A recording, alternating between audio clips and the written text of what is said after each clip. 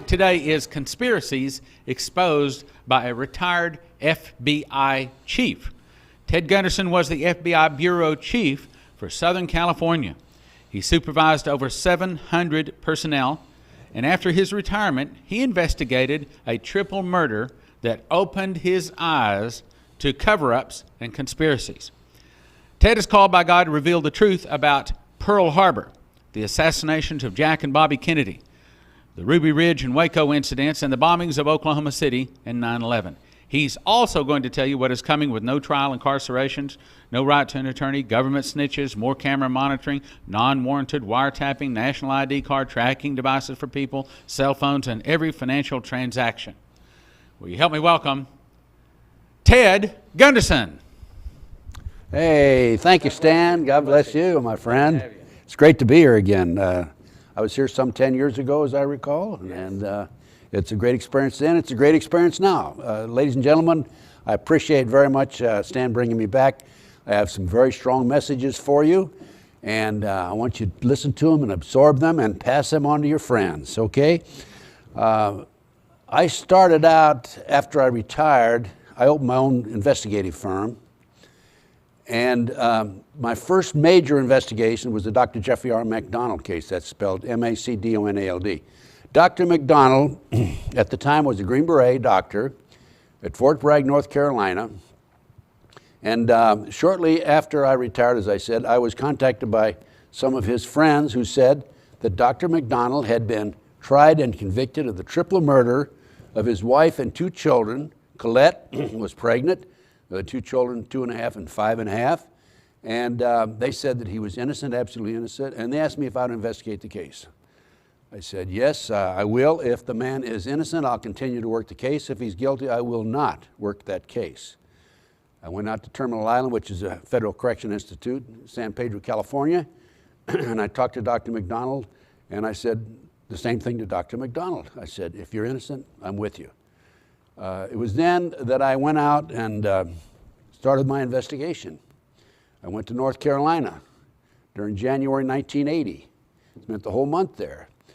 And long story short, within 10 months, on October 25, 1980, as a matter of fact, I ended up obtaining a signed confession from a girl named Helena Stokely.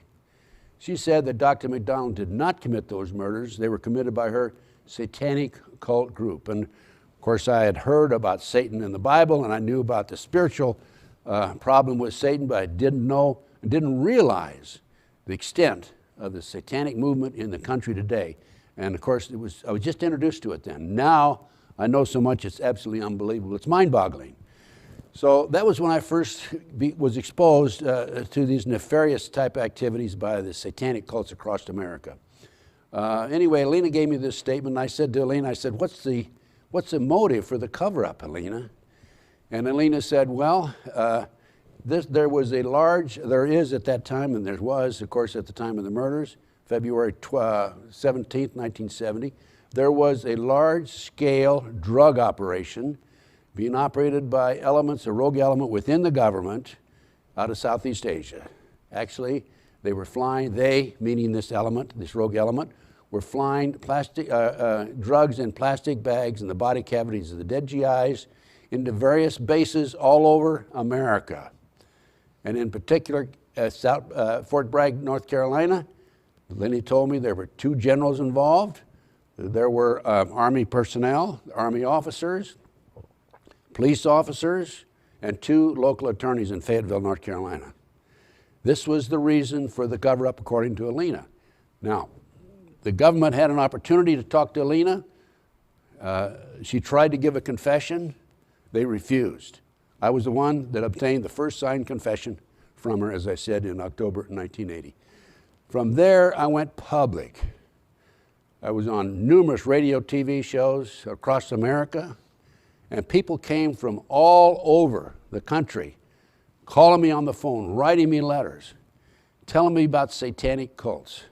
And I'm saying to myself, if somebody from New England tells me the same story as somebody from California and Texas and Montana and Nebraska and Kansas, there must be something to this. And I was receiving this information across America.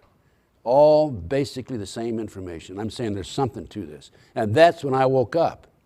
So it was a combination of realizing that there was a large-scale satanic movement in this country, coupled with a cover-up by the government in Fort Bragg. And that's when I'm saying, hey, what's going on here? And being a professional investigator, of course, I kept on going and kept on working. Now, in my research, subsequent to the McDonald investigation, by the way, Dr. McDonald today, this day, is still in prison. We've had hearings. My confession from Alina Stokely has been presented to the courts. It's been ignored. The latest information on Dr. McDonald, in 1997, now this is 2007, folks, 1997, the judge ordered DNA tests. The DNA tests have been conducted. And according to information that we have on the defense team, it will exonerate Dr. McDonald. Yet the judge refuses to hold a hearing and to provide this information not only to the public but to the world. So we have additional problems with a cover-up of some sort. So anyway, that's when I said, hey, what's going on here? And that's when I started doing my research, and I did my own research, by the way. I'm a rather unique individual because I've not only researched these topics, I've been in the street, I've been so-called in the gutter and worked them. So I'm a combination of investigator and researcher. Now you say, well, so what, you know? Well, I'm a former FBI chief. I'm not just some guy with a grocery bag or grocery cart full of tin cans looking for a recycling center, okay? No, I'm not. I have credibility, in spite of the fact that the government would like to think I don't have credibility. But I have refused for the last 27 years to buckle in, to take any indication that I'm going to back off, and in fact, I will refuse to back off. Because as a result of being involved in these issues, I realize it has to be brought out to the American people. So that's when I started doing some research. And I went all the way back to Pearl Harbor. I talked to a fellow named Ralph Briggs, who was a naval officer in Washington, D.C. on December the 4th, 1941. We had broken the Japanese code. We received a cryptic message that the Japanese code had been broken. The Japanese were going to attack Pearl Harbor on December the 7th. So we had this information in advance. He told me that he took the information off the wire, he gave it to his supervisor. The supervisor took it, he didn't hear anything more about it until after the war was over. After the war was over, Congress issued a subpoena for him. They were investigating Pearl Harbor. His superior officer said, don't worry about it. Don't worry about the subpoena. Don't even answer it. And later on, you'll find out why. He never answered it, and he never testified before Congress. This is interesting information, of course. And this is when I'm saying to myself, well, that's just one thing. What about the others? Jack Kennedy's assassination, 1963, Dallas, Texas. Okay, Jack Kennedy, 10 days before he was shot, said he was going, he announced to the government, to the world actually, that he was going to revamp our government. Now what that meant, probably, I'm not sure for sure if he ever specifically made this statement, but that would mean going back on the gold standard probably, and he was talking about streamlining or revamping the CIA and some of these other alphabet agencies, and then 10 days later he was shot and killed. Based on my research, you know, when I was in the FBI, I defended the government's position on that, the Warren Commission, all the way because I thought that Lee Harvey Oswald was the lone assassin. He was not the lone assassin. My research since I retired indicates and establishes without any doubt there was a rogue element in the government, probably the CIA, who was involved in the assassination along with the Chicago Mafia. For example, Sam Giancana, head of the Chicago mob, was subpoenaed to Washington, D.C. to testify in the Warren Commission report and for the Warren Commission committee. 3 days before he was to go to Washington, D.C. to testify, He was shot and killed, murdered. There's no question about it. There was more than Lee Harvey Oswald at the Jack Kennedy assassination. Bobby Kennedy. Bobby Kennedy was shot and killed in Los Angeles at the Ambassador Hotel. There were 11 bullet holes in the walls and the doors, yet Saran's gun would only hold 8 bullets. So there's 3 bullets unaccounted for. Daryl Gates, chief of police, later on, not at that time, wrote a book and tried to explain about the 3 extra bullet holes. I read it. It doesn't make sense. It's not plausible, and it's not right. It's not accurate. There were more shooters there than Saran. Saran, by the way, in my opinion, based on my analysis, is probably a mind control victim. A program known as MK Ultra. I'll get into that a little later on in my lecture. Ruby Ridge. Randy Weaver was asked to be an informant for the BATF, Bureau of Alcohol, Tobacco, and Firearms. He refused. The Bureau of Alcohol, Tobacco, and Firearms sent one of their informants in, sold him a shotgun that was an inch too short by regulations and by law, and they used that to arrest him. He refused to appear at his hearing, and a bench warrant was issued for his arrest. As a result, of course, we had Ruby Ridge. We had his wife shot and killed by Horiuchi, FBI agent Horiuchi. The locals wanted to try Horiuchi for murder. They were prevailed from doing that by the government, and the FBI refused to try him also. We had Waco then. I'm taking a series of steps, by the way. I'm going back and I'm coming forward. And then I'm going to get into today, what's happening right today. At Waco, we had like 80 people murdered by the government, women and children. Some of the women and children were shot trying to escape out of the fire. I did some research on the 4 BATF agents who were shot and killed there. Now you recall, I'm sure, that there are a number of Branch Davidians who are serving life in prison for the murder of these 4 BATF agents. In my research, I learned that all 4 were shot in the head. Now, for those of you who have been in the military, you know what that is. That's a sniper shot. There's no other explanation for it. There's no way that those Branch Davidians could have shot all 4 of them in the head. One of the BATF agents, the trajectory of the bullet was from above, down through his lip, and into his body from above. You recall, I'm sure, from watching film, that there were some government helicopters there. Oklahoma City. Oklahoma City was not committed alone by Tim and by Larry Nichols. There were other people involved. I'm going to go more into Oklahoma City in a few minutes. McVeigh, of course, Timothy McVeigh.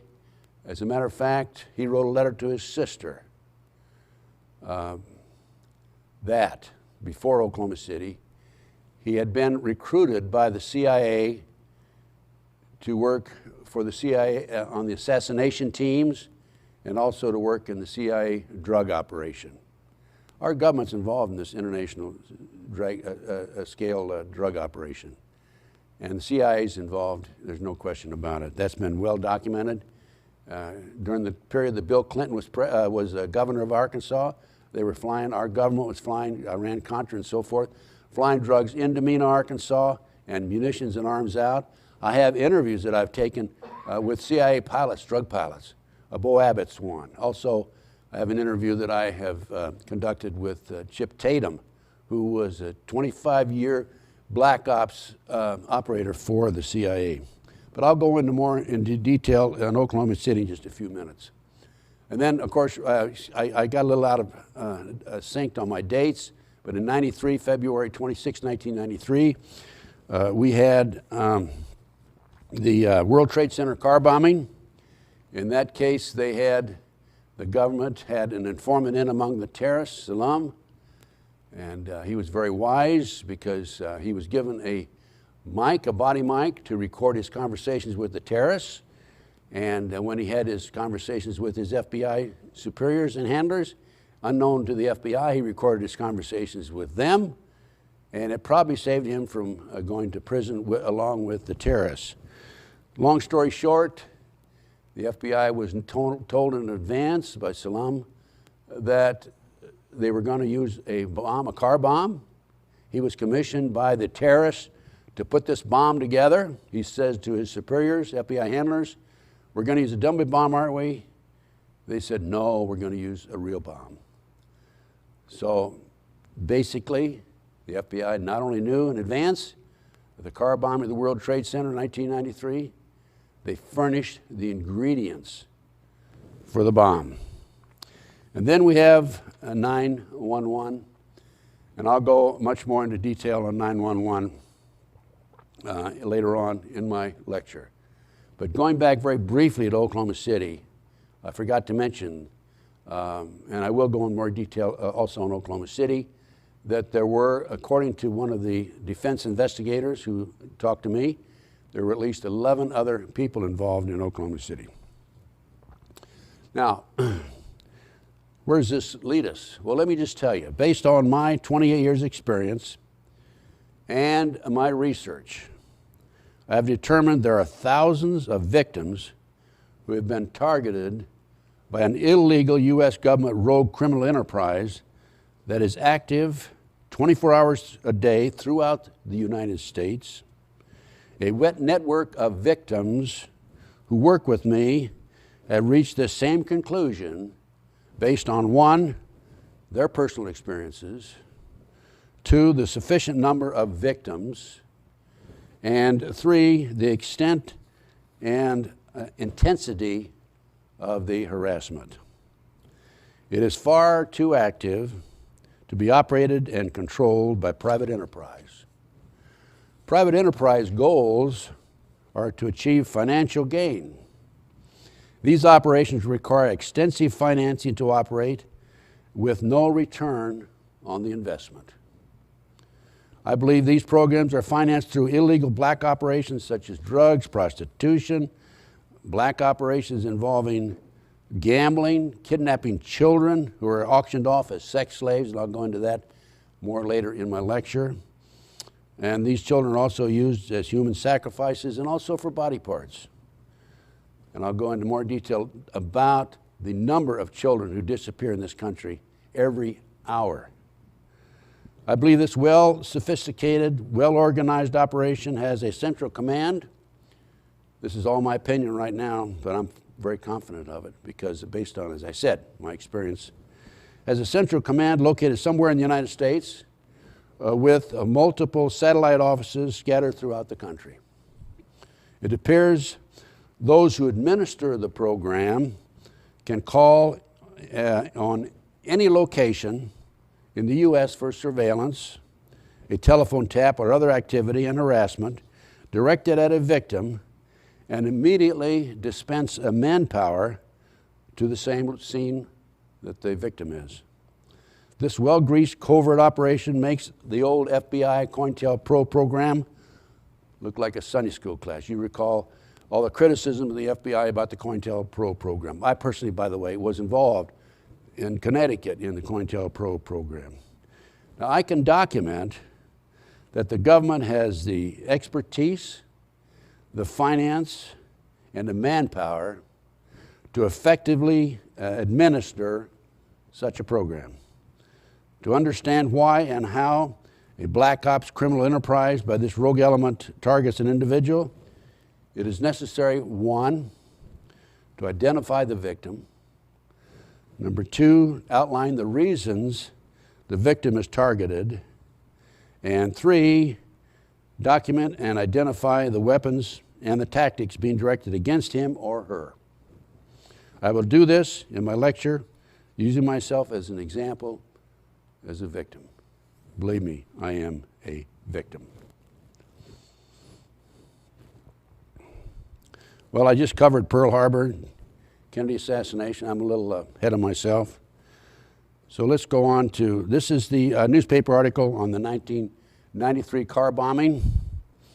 This is the documentation that the FBI knew in advance and could have prevented the bombing, but they did not. They furnished ingredients for the bomb.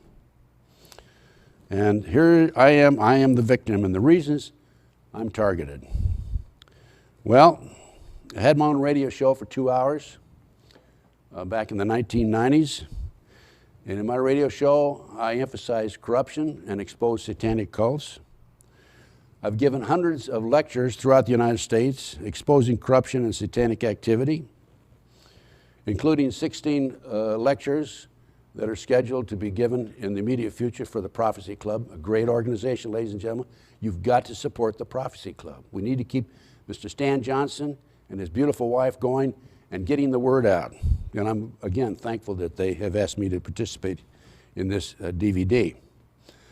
I've been on dozens of national TV shows, including Geraldo, Unsolved Mysteries, Discovery, Court TV, Larry King Live, CNN, and others, exposing corruption and Satanism.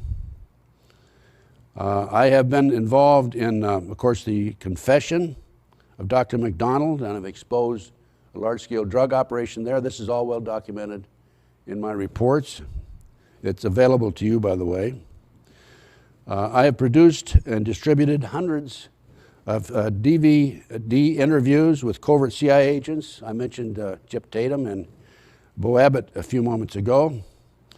I prevented a terrorist attack from occurring in the 1984 Los Angeles Olympics. I investigated the Tulare, California Police Department, exposed corruption, drugs, and a frame-up involving individuals who were in prison in the Central California area.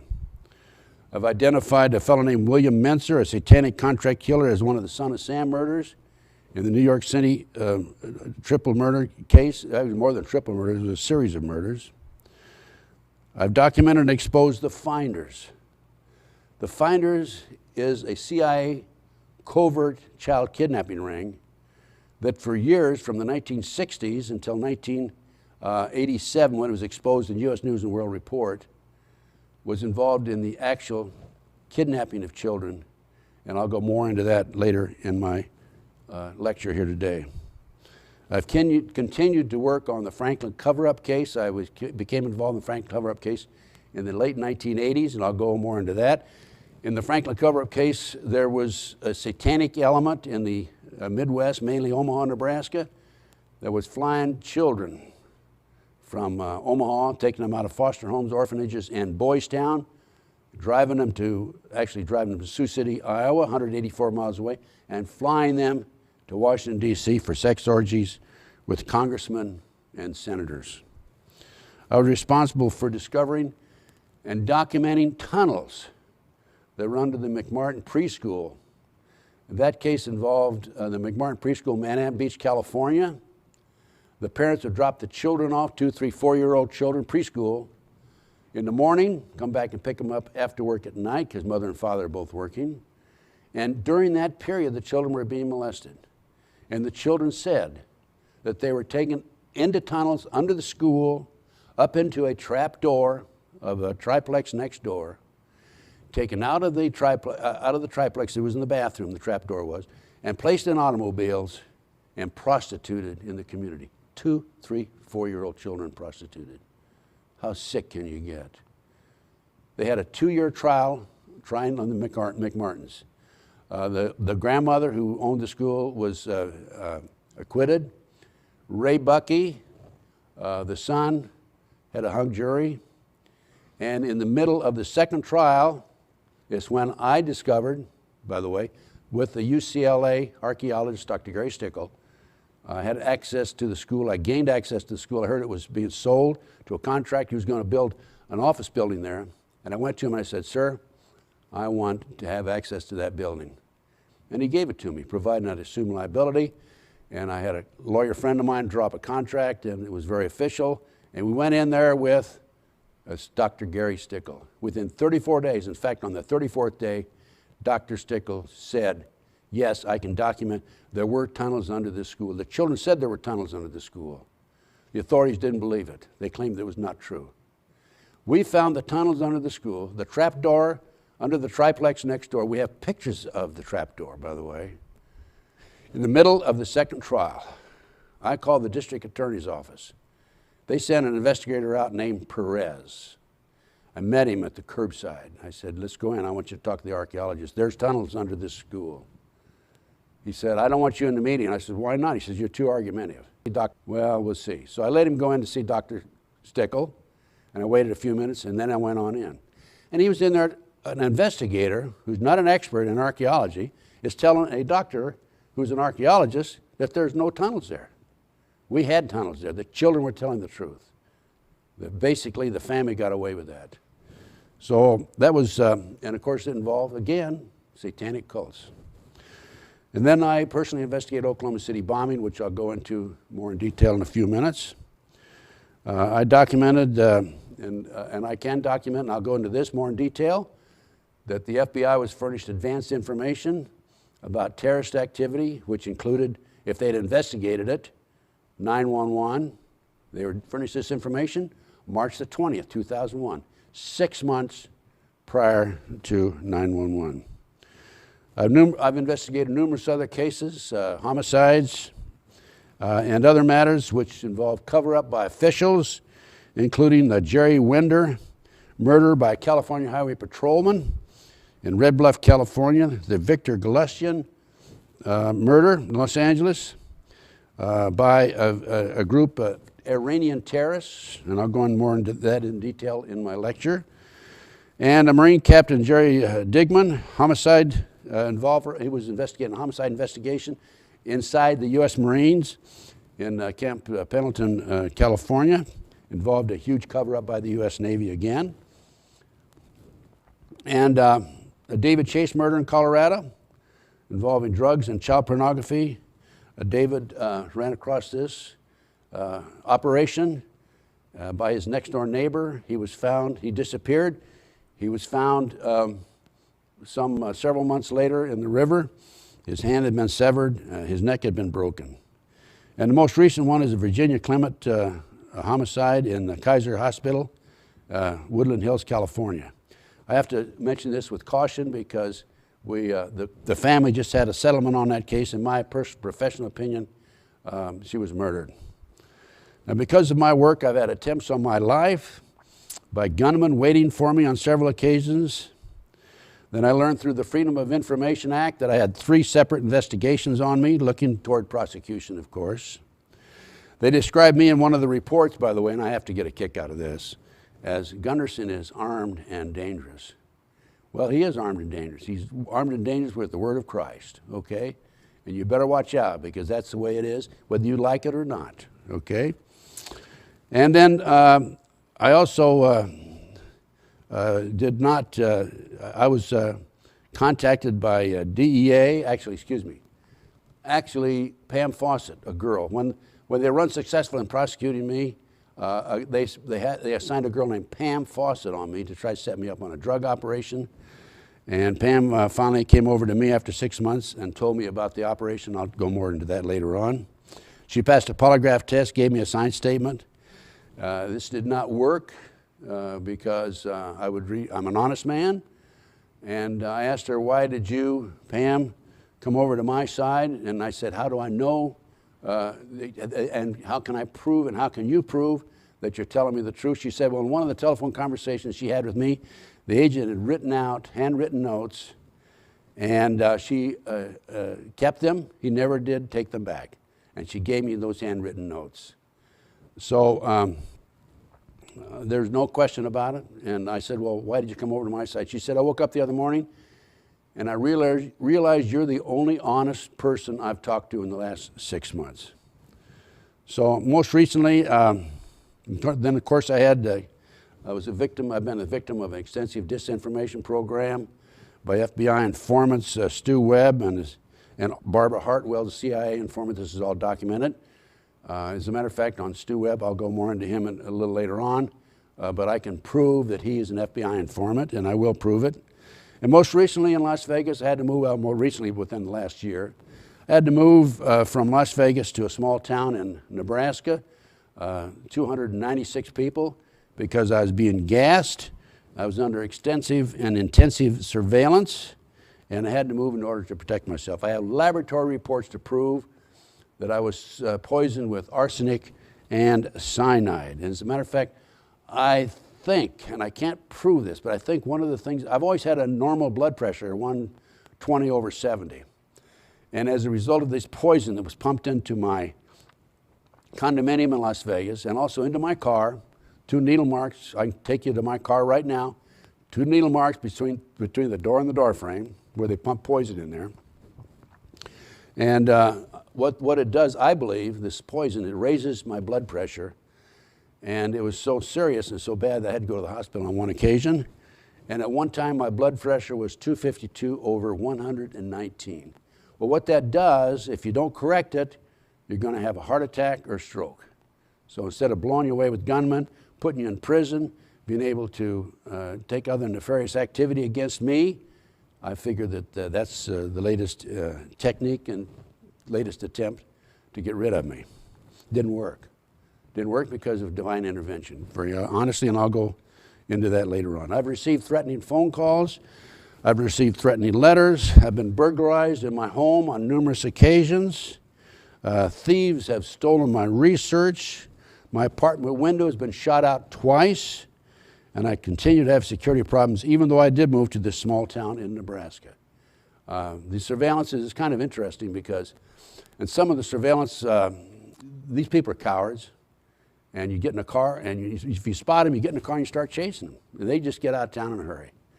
As a matter of fact, back in about the probably middle or late 1980s, I lived in Long Beach, California. And I had several occasions, two occasions, when somebody was sitting in a car a quarter of a block away just sitting there. And I knew what it was. He was a dirtbag Satanist, as far as I'm concerned. If you don't mind calling them dirtbags, because that's what they are. So I put on my gun, got in my car, and drove by 3 miles an hour, stared him down, did a U-turn, 3 miles an hour, stared him down, did that about 3 or 4 times, then I parked in behind him, just sat there and looked at him in the rearview mirror. Well, it didn't take long for them to button down the hatch and take off. One fellow ran through a red light getting away from me. Another one went back down a one-way street the wrong direction to get away from me. And then another one, I came out one night at midnight. I was walking my dog. I was living with my daughter at the time. I was walking the dog. I saw a fellow about a quarter of a block up sitting there in a car. It was dark, of course. And I took the dog in, put my gun on, went up, and I had my pen and paper with me.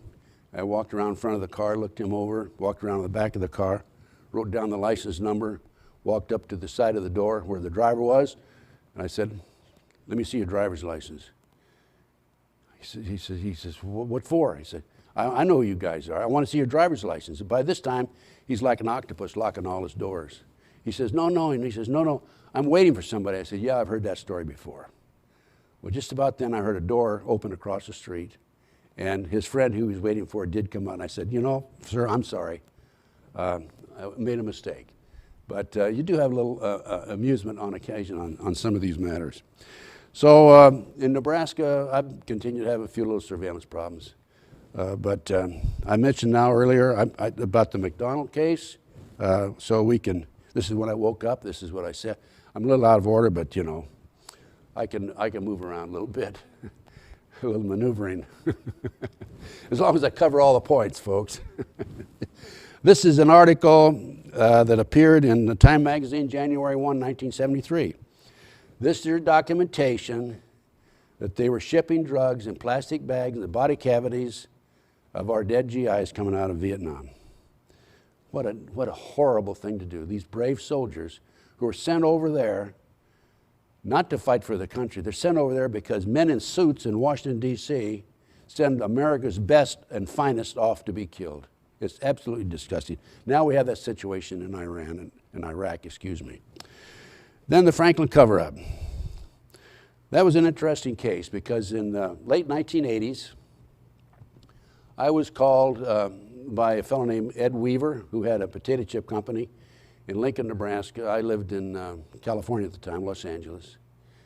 And Ed said to me, I I read your name in a book. You read my name in the book called The Ultimate Evil by Maury Terry, which was the son of Sam, murders in New York City. Are you the same Ted Gunderson who went to the University of Nebraska? And I said, yes. He said, well, I'm Ed Weaver. I said, oh, Ed Weaver. His father and my father were friends. My dad had a parts business right down the street from Ed Weaver's potato chip factory. And I was a friend of Ed Weaver's from high school and college. And I said, yes. He says, well, we got a problem. I'm head of the Nebraska Leadership School, Leadership Conference it was, and we need an investigator. So I went back at his request to Nebraska from Los Angeles. There was a state senator named John DeCamp, and there was suspicion cast upon him. I started investigating the case. I exonerated John DeCamp. He's a wonderful man, outstanding citizen. And again, he later on wrote the Franklin cover-up book, which I highly recommend to you. And basically the story involved a large-scale satanic operation in the Midwest. It involved ties to Washington, D.C. It involved a mind control program into Offutt Air Force Base, which was SAC headquarters, right out of Omaha. And it was going full bore. And it was being ignored by officials. People refused to investigate it, the law enforcement agencies. The FBI, according to John DeCamp, was the one agency that prevented the investigation from going forward. And as a matter of fact, on chapter 14 of the Franklin cover-up book, it very well documents that. So long story short, there was considerable developed evidence. Actually, there were photographs that it was learned involving sexual exploitation of children, pedophilia, and other sexual activities. And there was a $1 million lawsuit. John DeCamp's client, Paul Benassi, filed a $1 million lawsuit against a fellow named Larry King, a black man, not Larry King Live. And Larry King had established the Franklin Savings and Loan in a minority neighborhood in Omaha for the purpose of servicing the minorities. And it was actually used as a cover. Some of the leading businessmen in Omaha were on the board of directors. Harold Anderson, past publisher of the Omaha World Herald, was on the board of directors. The chief of police was identified. Anderson was identified by the children, by the way, as involved in these activities. Bob Wadman, the chief of police, was identified as involved in these type of activities. The head of the society page of the Omaha World Herald, the heir to the Brandeis fortune, a fellow named Eugene Mahoney, who was a past vice cop for the Omaha Police Department and then head of the Nebraska Forestry Service. These people are all identified in this satanic movement, in this activity, flying these kids to D.C., sex orgies and so forth. So what happened? Nothing, other than the fact that John DeCamp did obtain a $1 million settlement by Paul Benassi, who was one of the victims. Paul had been sexually molested. He had been used as a decoy. These people were involved in the Finders child kidnapping ring. And Paul was used on the kidnappings to go to shopping malls, parks, and so forth, to attract children his same age, 12, 14, 13, 14 years old, over to where the adults were, and so the adults could grab the kids, throw them in the back of the car, and be off with them. One of these kidnappings was the Johnny Gosch kidnapping in 1982. Paul Benassi was actively involved in that. They took little Johnny Gosch to a safe house in Sioux City, Iowa. They kept him there for several days. He ended up going out to Colorado, according to Paul Benassi. Paul Benassi was turned state's evidence on him. And he was later identified as possibly being a person named Jeff Gannon, who was supposedly a newspaper reporter in and out of the White House on some 200 occasions without ever having been checked out by the Secret Service. And somebody did a little research on him because he was asking soft questions of the president in the press conferences. And they found out that this Jeff Gannon had a homosexual website.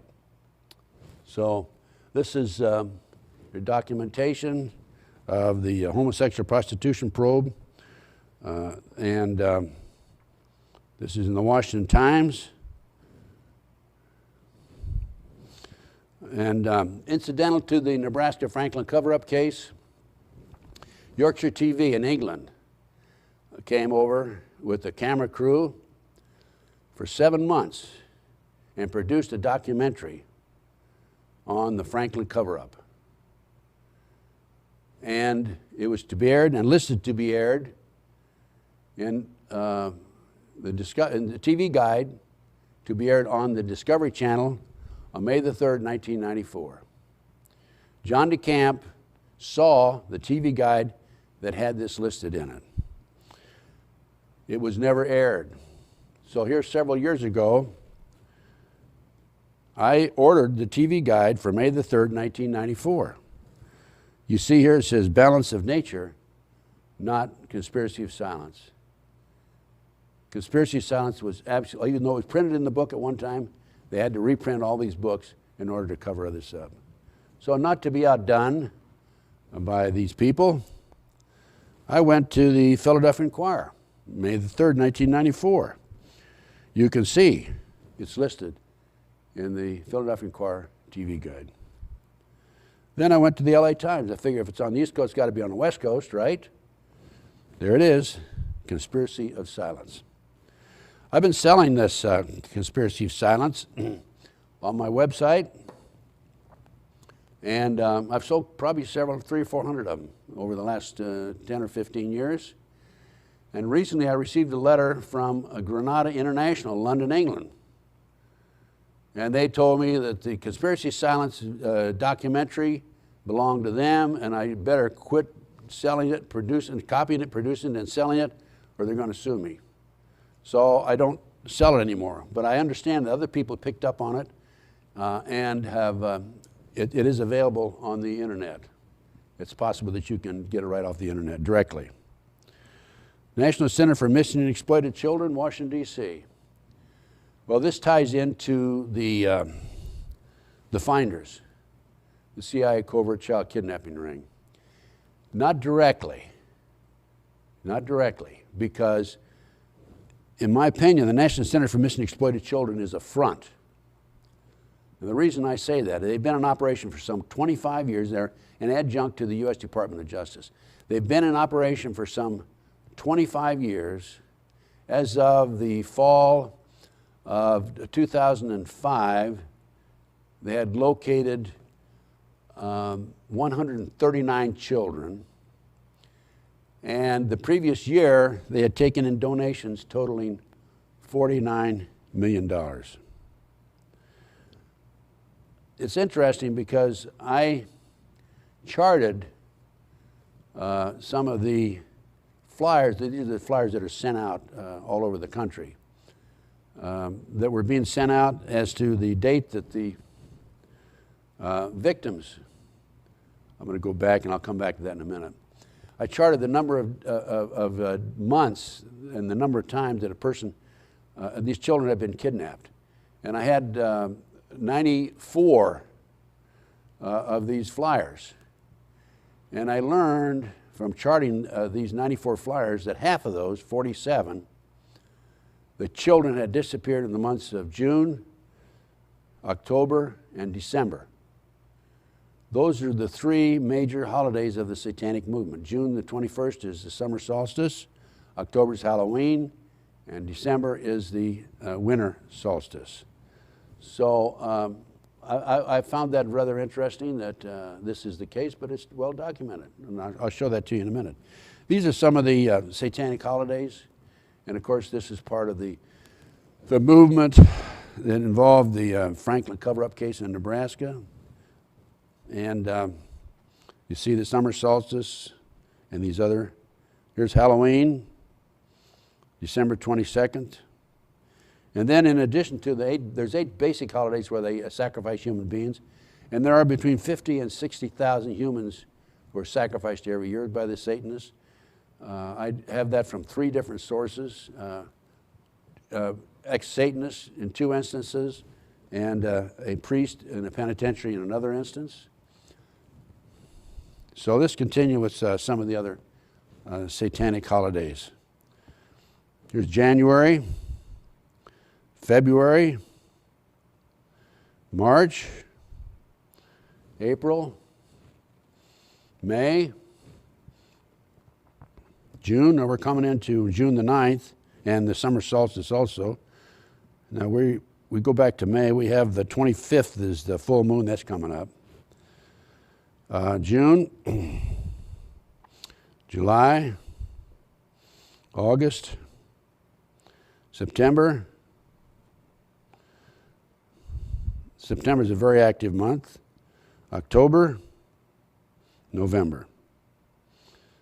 And December, the winter solstice. Again, December. Other ritual dates. The most important ritual date for the Satanists is their birthday, by the way. Each one individual's birthday. And these are other ritual dates. They're involved in human sacrifices. Aleister Crowley wrote a book. He wrote 2 books that I've read, Magic and Theory and Practice and The Law is for All. And he tells about the most effective and the best human to sacrifice is a young child, because they're more pure than an adult. And he also talks about rape. It's all right to rape somebody under certain circumstances because you may be emancipating them. This is all documented in their books.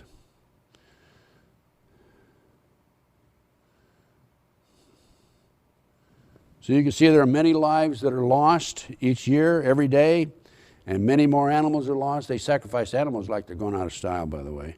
Women and children are raped and tortured, drugged, burned, and carved.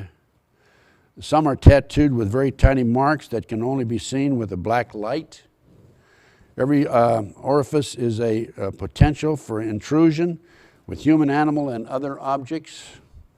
Ritual may include drugging, sexual activity, butchering, fire, mockery of Christian practices, as within baptism, blood and mixture of blood and or urine and feces, communion with blood and or urine, and eating flesh and or organs, parts for the bread.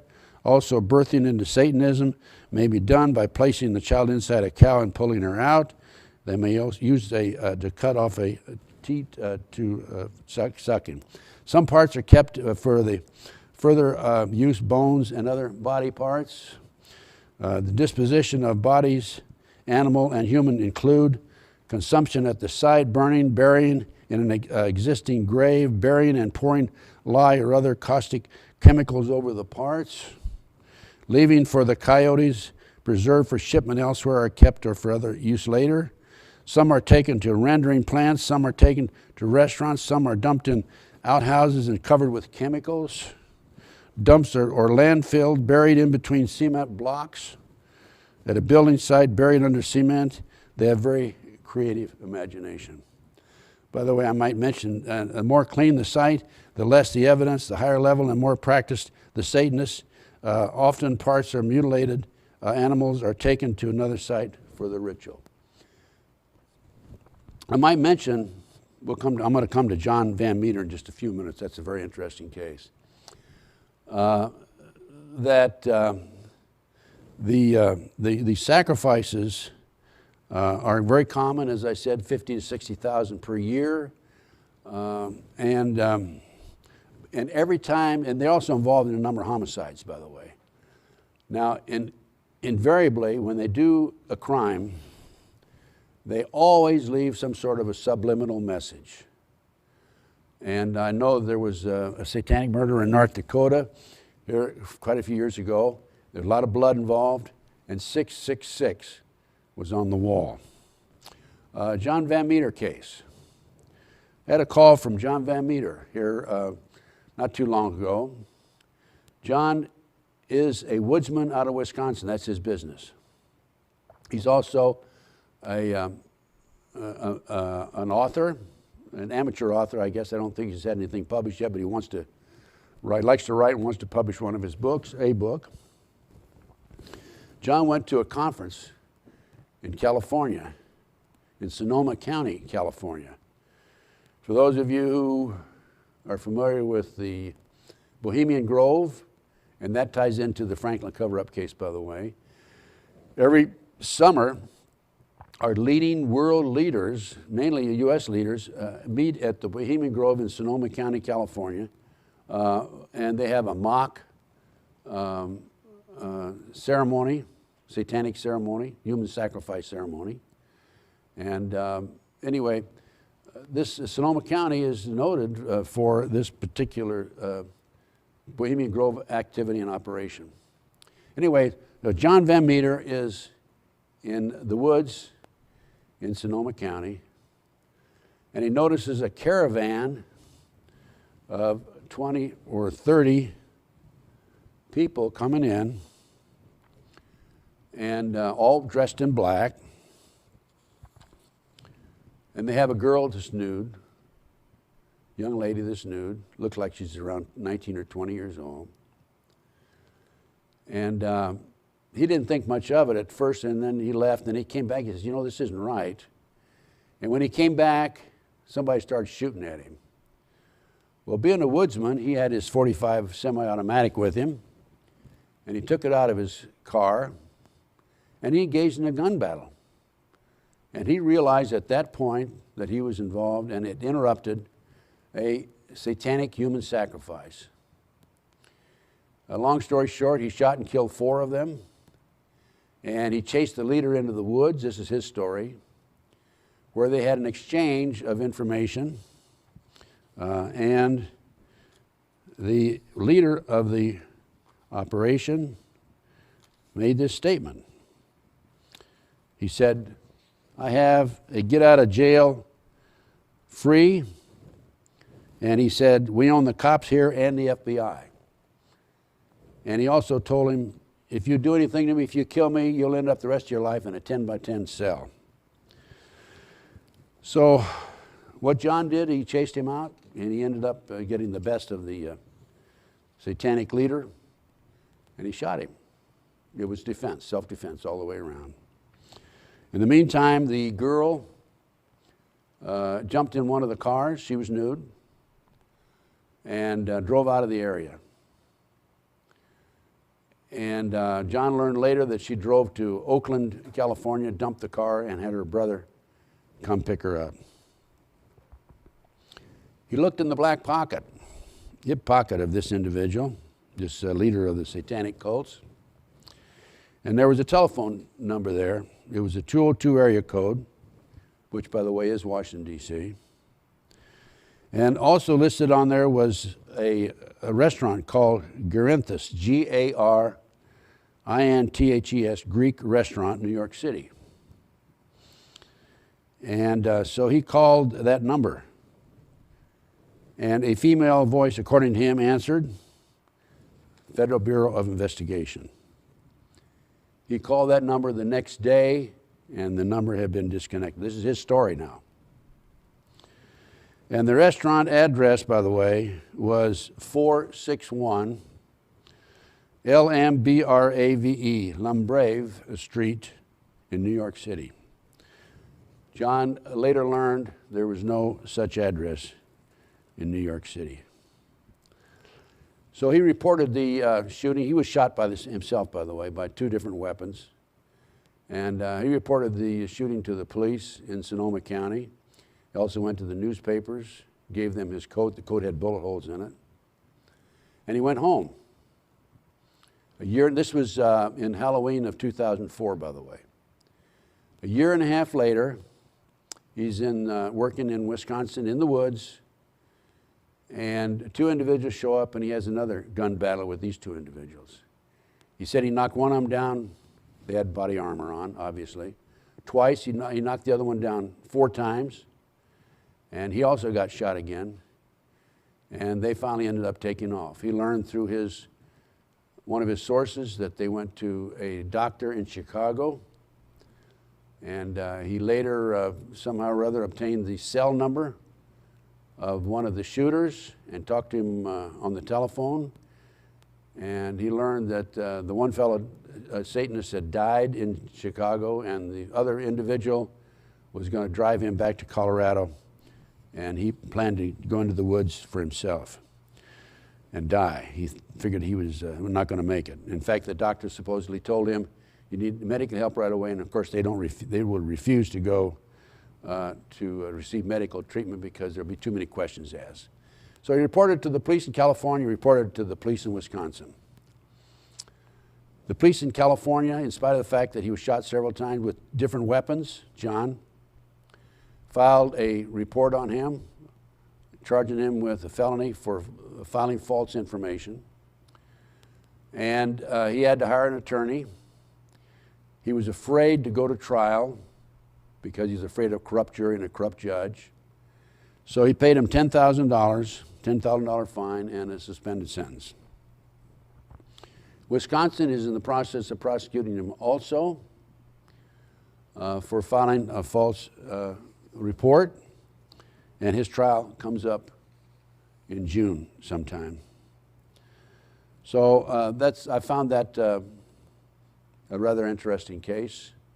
I probably am going to testify at the trial in June. So these satanic activities are common. I'm telling you, it's as I said earlier, there's probably 4 million of them throughout the United States. That's conservative. And I came up with this 4 million figure because one of my informants in South Bay, California, told me that there's 3,000 in that area, 200,000 population. Lincoln, Nebraska, another source told me there's 3,000, 200,000 population. Iowa City, Iowa, a third source told me Iowa City's 100,000 people, that there's 1,500 there. So if you project that figure, it's about 1.5% of the population in the United States. They're a beckoning force. They've infiltrated virtually every level of society. You know that the newspapers have been infiltrated, and I'll prove that in just a few minutes. So they're active, they're out there. Nobody seems to want to investigate them. A few of us are trying to expose them, and will continue to expose them, at the cost, of course, of some personal problems, which I don't mind because I can seem to be able to handle it myself with the good Lord's help through divine intervention. In 1996, here's another little matter that I decided to do, which I'm sure is very irritating to the politicians and to the government. I decided to run for President of the United States. Now, I don't want any of you to laugh, okay? Because I did it, and I don't care what happens, it was fun, it was great. Not that I necessarily expected to win, but you know, I'd always been a registered Republican, and I said, I'm going to register Democrat because Clinton was in office then, and I'm going to go to these rallies and represent myself as a conservative in the Democratic Party. I contacted the head of I was living in Las Vegas at the time. I contacted the head of the Democratic Party in Las Vegas and asked if they would support me, and she told me plain blank, no, we're not going to support you. Well, why would they support me, of course, you know, with my attitude and my approach and my conservative approach and my conservative beliefs. So I learned then that in order to register just for the primary alone costs $100,000 just to register for the primary, not to mention the general election.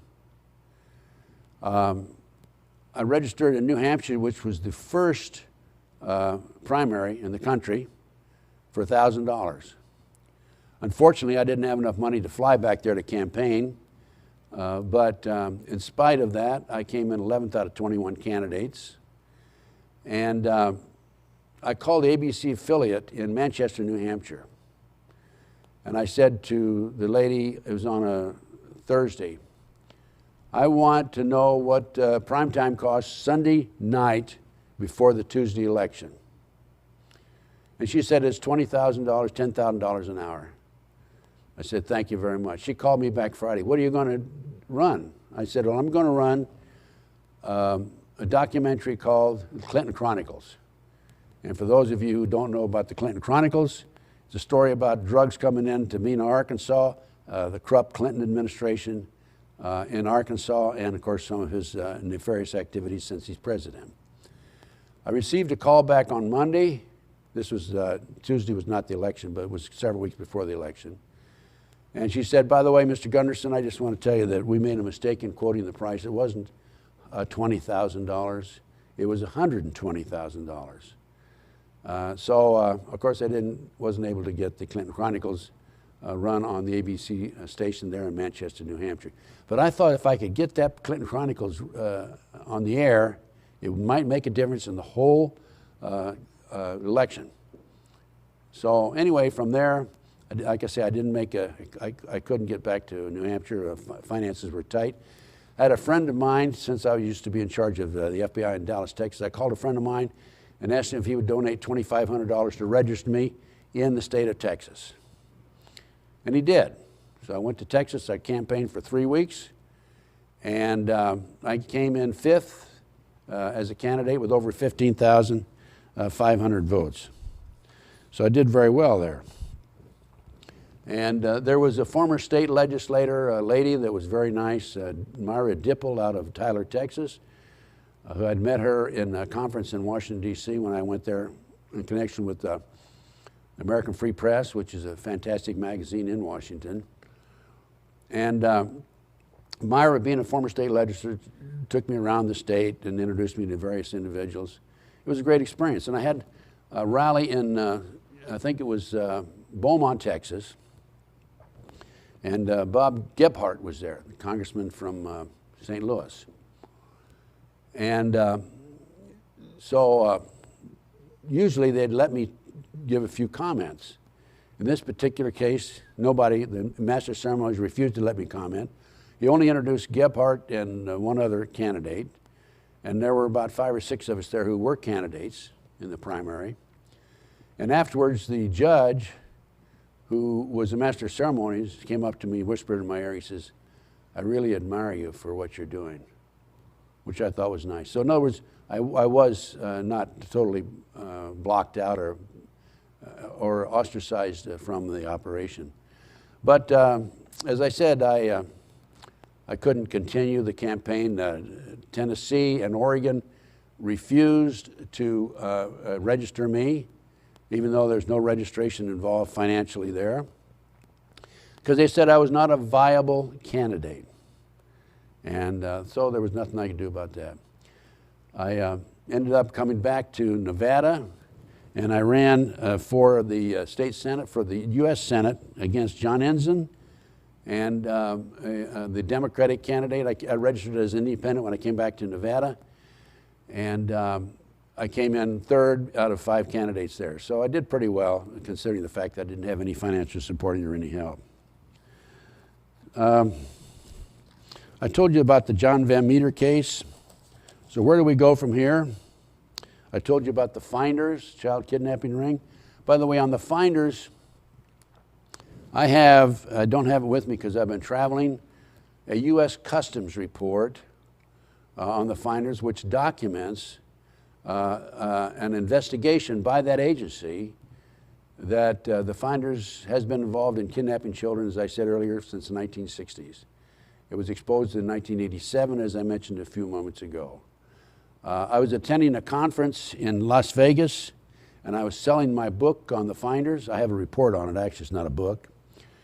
And we locked up the facility that night. It was on a Saturday night. Came back Sunday. It was supposed to have been locked up. The whole area was locked up. And I looked in my report that I had on the Finders, and that particular page in the Finders that documents the CIA's involved in a child kidnapping ring had been torn out. I've taken my Finders report, and I've given it to the FBI on 6 occasions, and I have yet to be contacted and interviewed by the FBI. They refuse to come talk to me. Absolutely refuse. Yet we have this international child kidnapping ring that's operating here in America, and the FBI is ignoring it. So, U.S. Senate Intelligence Report. I have been asked by the U.S. Senate Intelligence Committee to do a report because there have been so many complaints about mind control and harassment by a number of us in the United States, and I've put a group of people together who can document this. And this is a report that I'm in the process of preparing right now. This is the outline. I talk about the NSA, National Security Agency. I talk about mind control. The mind control program is Operation Paperclip. Came to this country right after World War II from Nazi Germany. Our government brought in some 900 plus scientists, infiltrated them into government reservations, universities, and hospitals, and continued to operate, and it operates today, the MK Ultra Mind Control Program. In 1987, the Congress investigated it. They said, you nasty boys, you got to quit doing that. Well, they said, we will, but of course they didn't, so it continues today. Microchips, okay? They're putting microchips in babies that are born today. You've probably read about them being placed in dogs and animals. Human radiation experiments. Back in the 1950s, our government was sued by some Canadians who were who were victims of this human radiation. Electromagnetic disturbances. These are technology that is available that our government is using. I have this documented. I'm putting this in this report to the Senate Intelligence Committee. Microtransmitters, monitoring telephone calls, faxes, and emails. And I'll go more into that in just a few minutes. Electronic surveillances. We're talking about illegal telephone taps, aerial chemical trails, chemtrails they call them, toxic gases. Our government's been involved in gases for years. Interception of U.S. mail. And then Sally is the girl I took out of the terrorist cell, which I will discuss in my next video. And then, of course, there's testimony, my testimony. I've already hit this, the Illuminati. Okay, plans for global civilization. So what is the Illuminati? Well, for those of you who don't know, the Illuminati was established and its 25 goals were announced on May the 1st, 1773, 200 and some years ago. The Rothschild family in England had commissioned a young Jesuit priest, Adam Weishaupt, to come up with the goals to take over the world. And on May the 1st, 1776, Weishaupt announced these goals. They're very much more detailed than what I'm going to give to you today, but they are well written and established in the book called Pawns in the Game by William Guy Carr. You rule by force. Preach liberalism. Bring about class wars. Any and all means to reach their goals, whether they're legal or illegal. You rule by force, as I said earlier. Their plans must be kept secret until the very last moment. They're keeping them secret right today as we speak. They use mock psychology. Corrupt the youth with drugs and alcohol and corrupt the morals of the youth. Well, that's a foregone conclusion. Look what's happening to our youth today, all the drugs that have been brought in here. South Central LA, the CIA brought in those drugs, and William Tenay, or Commissioner Tenay, not William, from the CIA went out and had an open house, a town hall meeting, and they booed him out of the meeting because the people in South Central LA know that the CIA has been bringing the drugs in. Seize property by all means. Accumulate wealth. Advocate war. And at the peace table, direct the conference so that neither side wins. Elect their own candidates and advisors to the candidates. Control the press. Let me just show you what I have here. Oh, this is the control the media. This is from the February 9th, 1917 Congressional Record.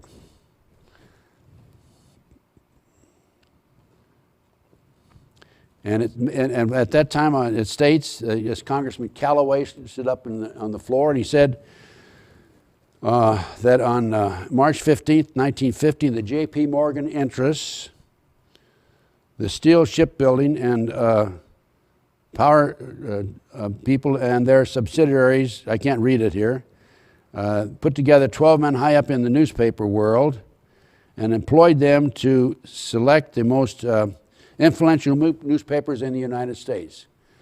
These 22 men bought and reviewed 279 newspapers in the United States. They picked out 25 newspapers which they thought they could control, and that was in 1915. Here we are some 90 years later, so you can imagine how much control they have now. Another one of the goals was to have their agenteurs appear at the scene after a tragedy occurs, arrange for prosecution, and appear as heroes. That's what's happened with 911. And I'll go into 911 in my next lecture. Establish depression and financial panics, enforce unemployment and hunger, influential Freemasonry to take advantage of secrecy within an organization, use philanthropy as a cloak to hide the subversive goals, train the leaders to use fancy, high-sounding phrases, make lavish promises to the masses. Promises can be broken afterwards, it doesn't matter. Advocate revolutions to bring about the population to speedy subjection. Use secret reports as agents as saboteurs. Establish a world government through huge monopolies and economic control. High taxes and unfair competition to bring about economic ruin of the population. Control raw materials. Organize agitation among workers. Make sure any financial gains and increase wages will not be a benefit to them in the long run. Build up armaments, infiltrate law enforcement and the military. Members of the world government will be appointed by a dictator. Infiltrate all classes and levels of society with emphasis on corruption and controlling the youth. Teach them theories and principles known to be false and arbitration of the law. These are the goals of the Illuminati. Okay, so how do we get around, accomplish some of these goals? Well, these are executive orders. Executive orders were originally issued for the purpose of the president directing departmental heads to give their guidance and tell them what he wanted. But the presidents have used these executive goals orders against the general population. These are some examples. In fact, these are a number of examples of the executive orders that directly affect our population. Executive Order 10995, take over all communications. 10997 takes over all electrical power. 10998 takes over all food resources and farms. 10999 takes over all means of transportation, controls highways and seaports. Executive Order 11,000 drafts all citizens into workforces under government supervision, slave labor in other words. Executive Order 11001 takes over all health, welfare, and educational functions. Executive Order 11002 empowers the Post Office General to register all citizens nationwide. We're going to have to register. We're going to have a number, all of us, all Americans. There's a law by December 31st, 2009. We'll have everybody have their own number. Just be like Nazi Germany, 1933. Executive Order 11003, take over all airports and aircrafts. Executive Order 11004, take over housing and finance, authorities and housing designated as unsafe. Establish raw locations for population. Executive Order 11005 takes over all railroads, inland waterways, and public storage facilities. Executive Order 11051 designates responsibilities of the Office of Emergency Planning, giving authority authorization to put the above orders into effect in times of increased international tension or economic crisis. And then comes the big one, Executive Order 11490. All of the above orders are immediately activated. John Kennedy at Columbia University in 1963 said it perfectly. Quote, "The high office of the president has been used to commit a plot to destroy America's freedom, and before I leave this office, I must inform the citizens of their plight." We've already discussed control of the media, the illegal wiretaps. Well, in 1982, I had a contract put out on me. I learned about it. And I had an office in Westwood, California. I had a thriving business. I had 8 people working with me. I had my own investigative organization. And I had to leave town all of a sudden because of this contract. As a matter of fact, I had 2 men waiting for me across from my front door. And my landlady noticed this. I didn't go home that particular night, talk about divine intervention.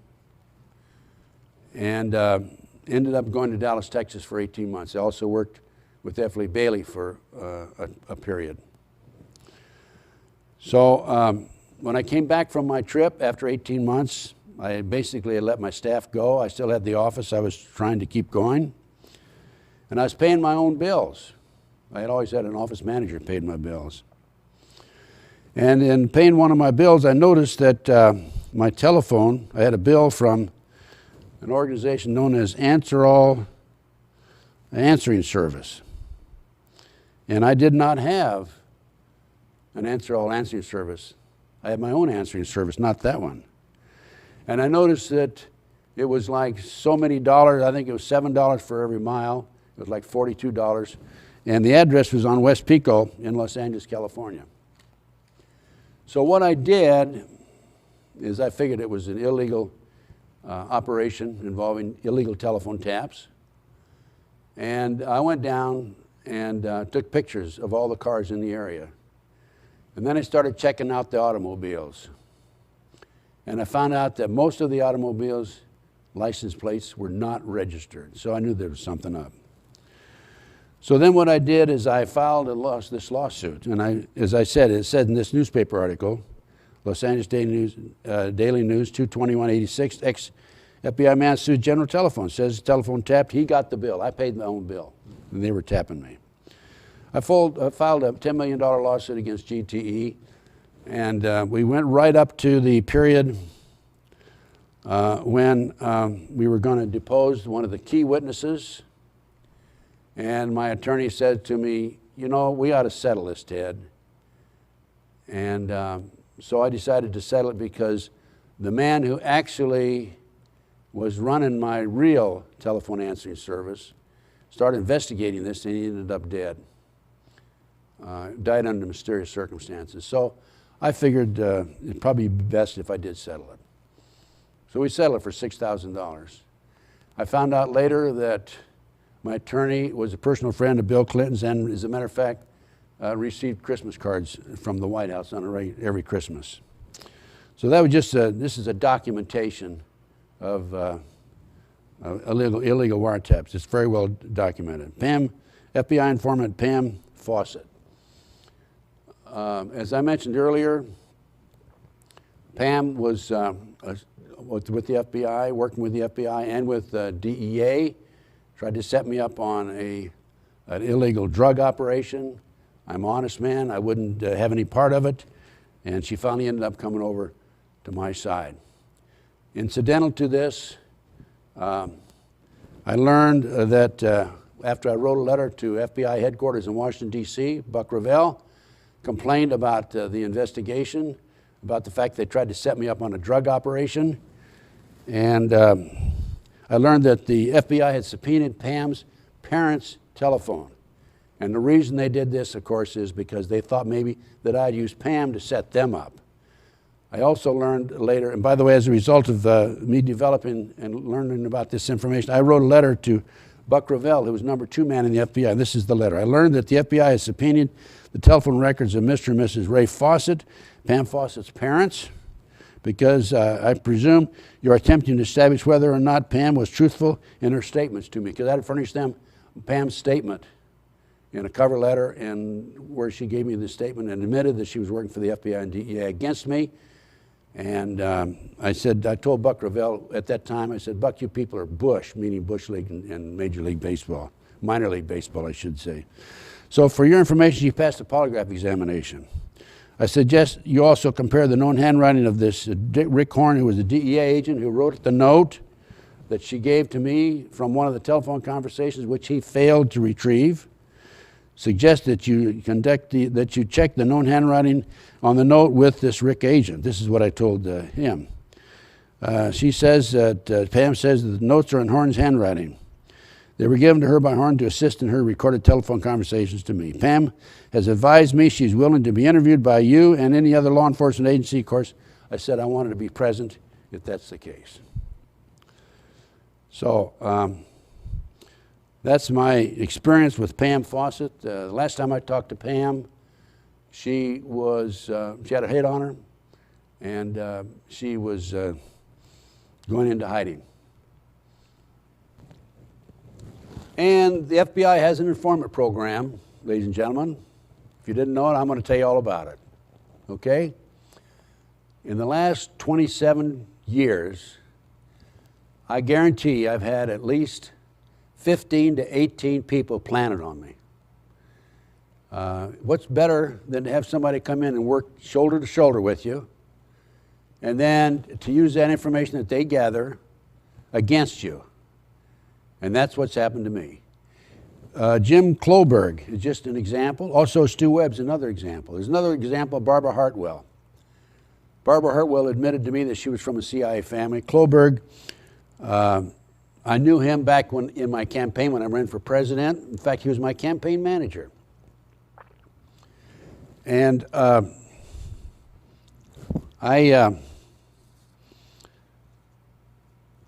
took Jim in.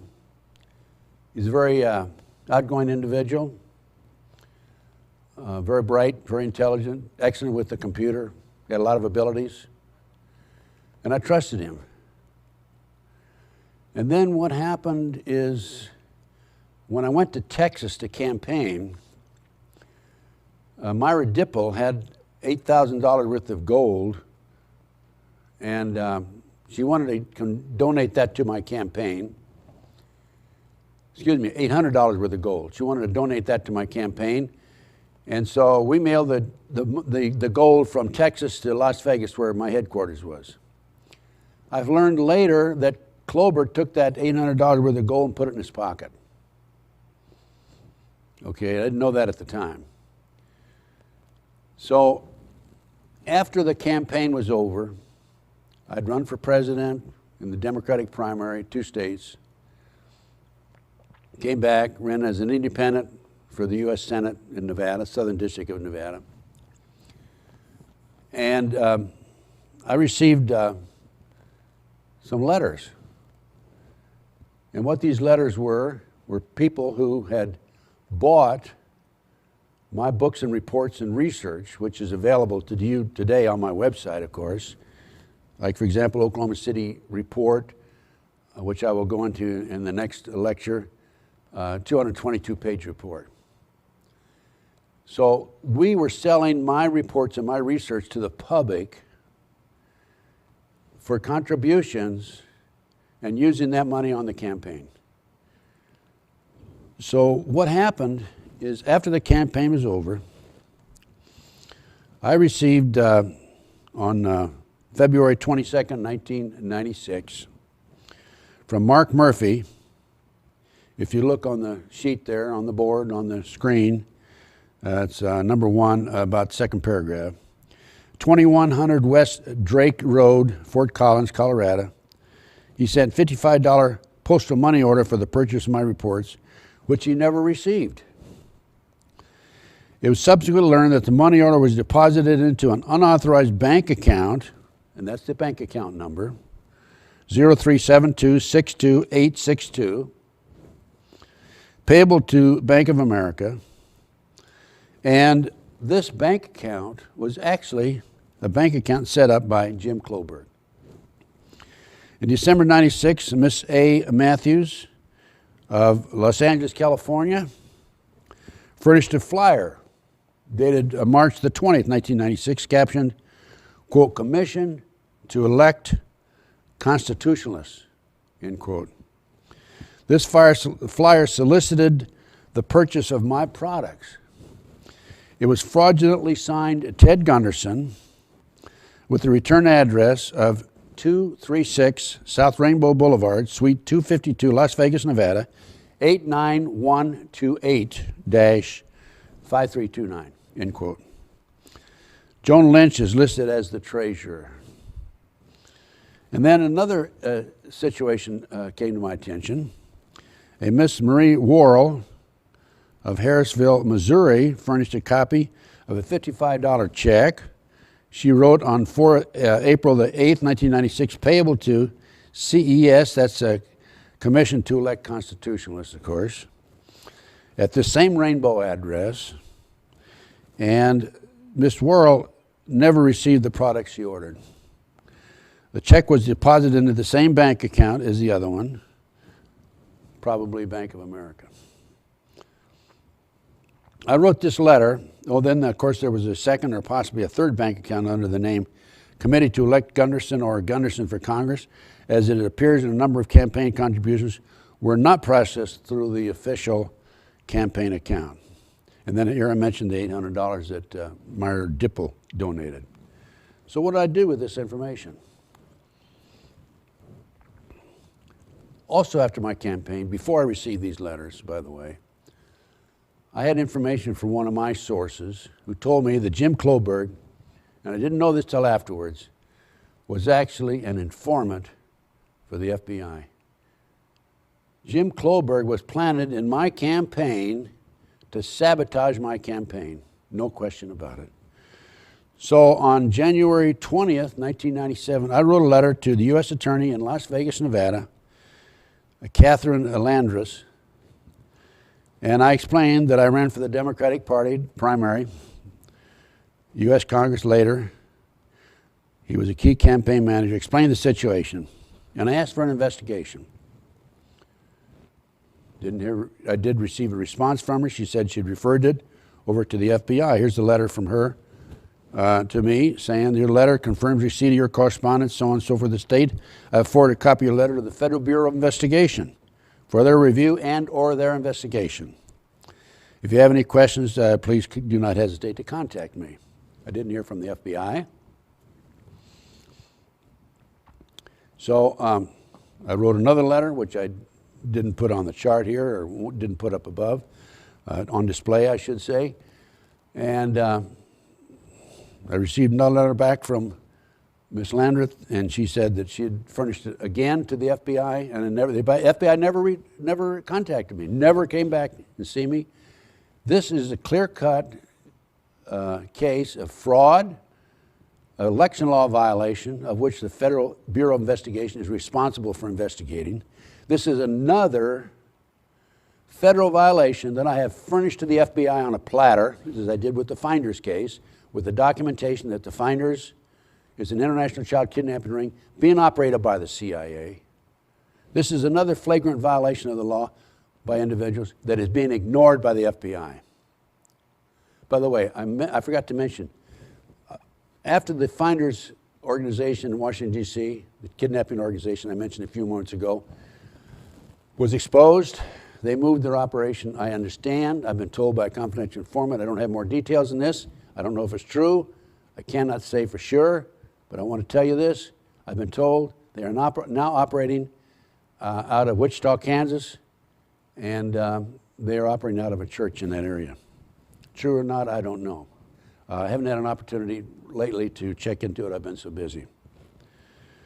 Los Angeles Police Department. Oh, excuse me, I didn't mention one of my favorite people, Stu Webb. Stu Webb, an FBI informant. Another one that was planted on me. Now you have to understand, folks, that the reason these people planted on me because I'm being critical of the federal government. I'm telling it like it is. We have people in the government who are ignoring the law and violating the law, and nobody's doing anything about it. Well, Stu Webb worked in my campaign also, by the way. And after the campaign was over, he came to me. This would have been 2 years later. And he said, I'm out of work. I need a place to stay. I just need to stay for 4 days. I'd appreciate it if you'd take me in. At that time, I had a 3-bedroom condominium in Las Vegas. I was taking care of an elderly lady who had some health problems, and she had her bedroom and a private bath. I had my bedroom, and I let him use the 3rd bedroom. Well, instead of staying for 4 days, he stayed for 7 months. And during that period, I fed him, housed him, even bought him a suit, bought him some clothes, used my automobile, and he was supposed to be working with me. I took him in with the understanding he was going to help me with my projects. He was absolutely worthless, to be honest with you, incompetent, and not real bright. But he does have a big mouth, and his mouth goes like this constantly. So I learned that after he left, that he'd stolen a number of my boxes, a lot of my research.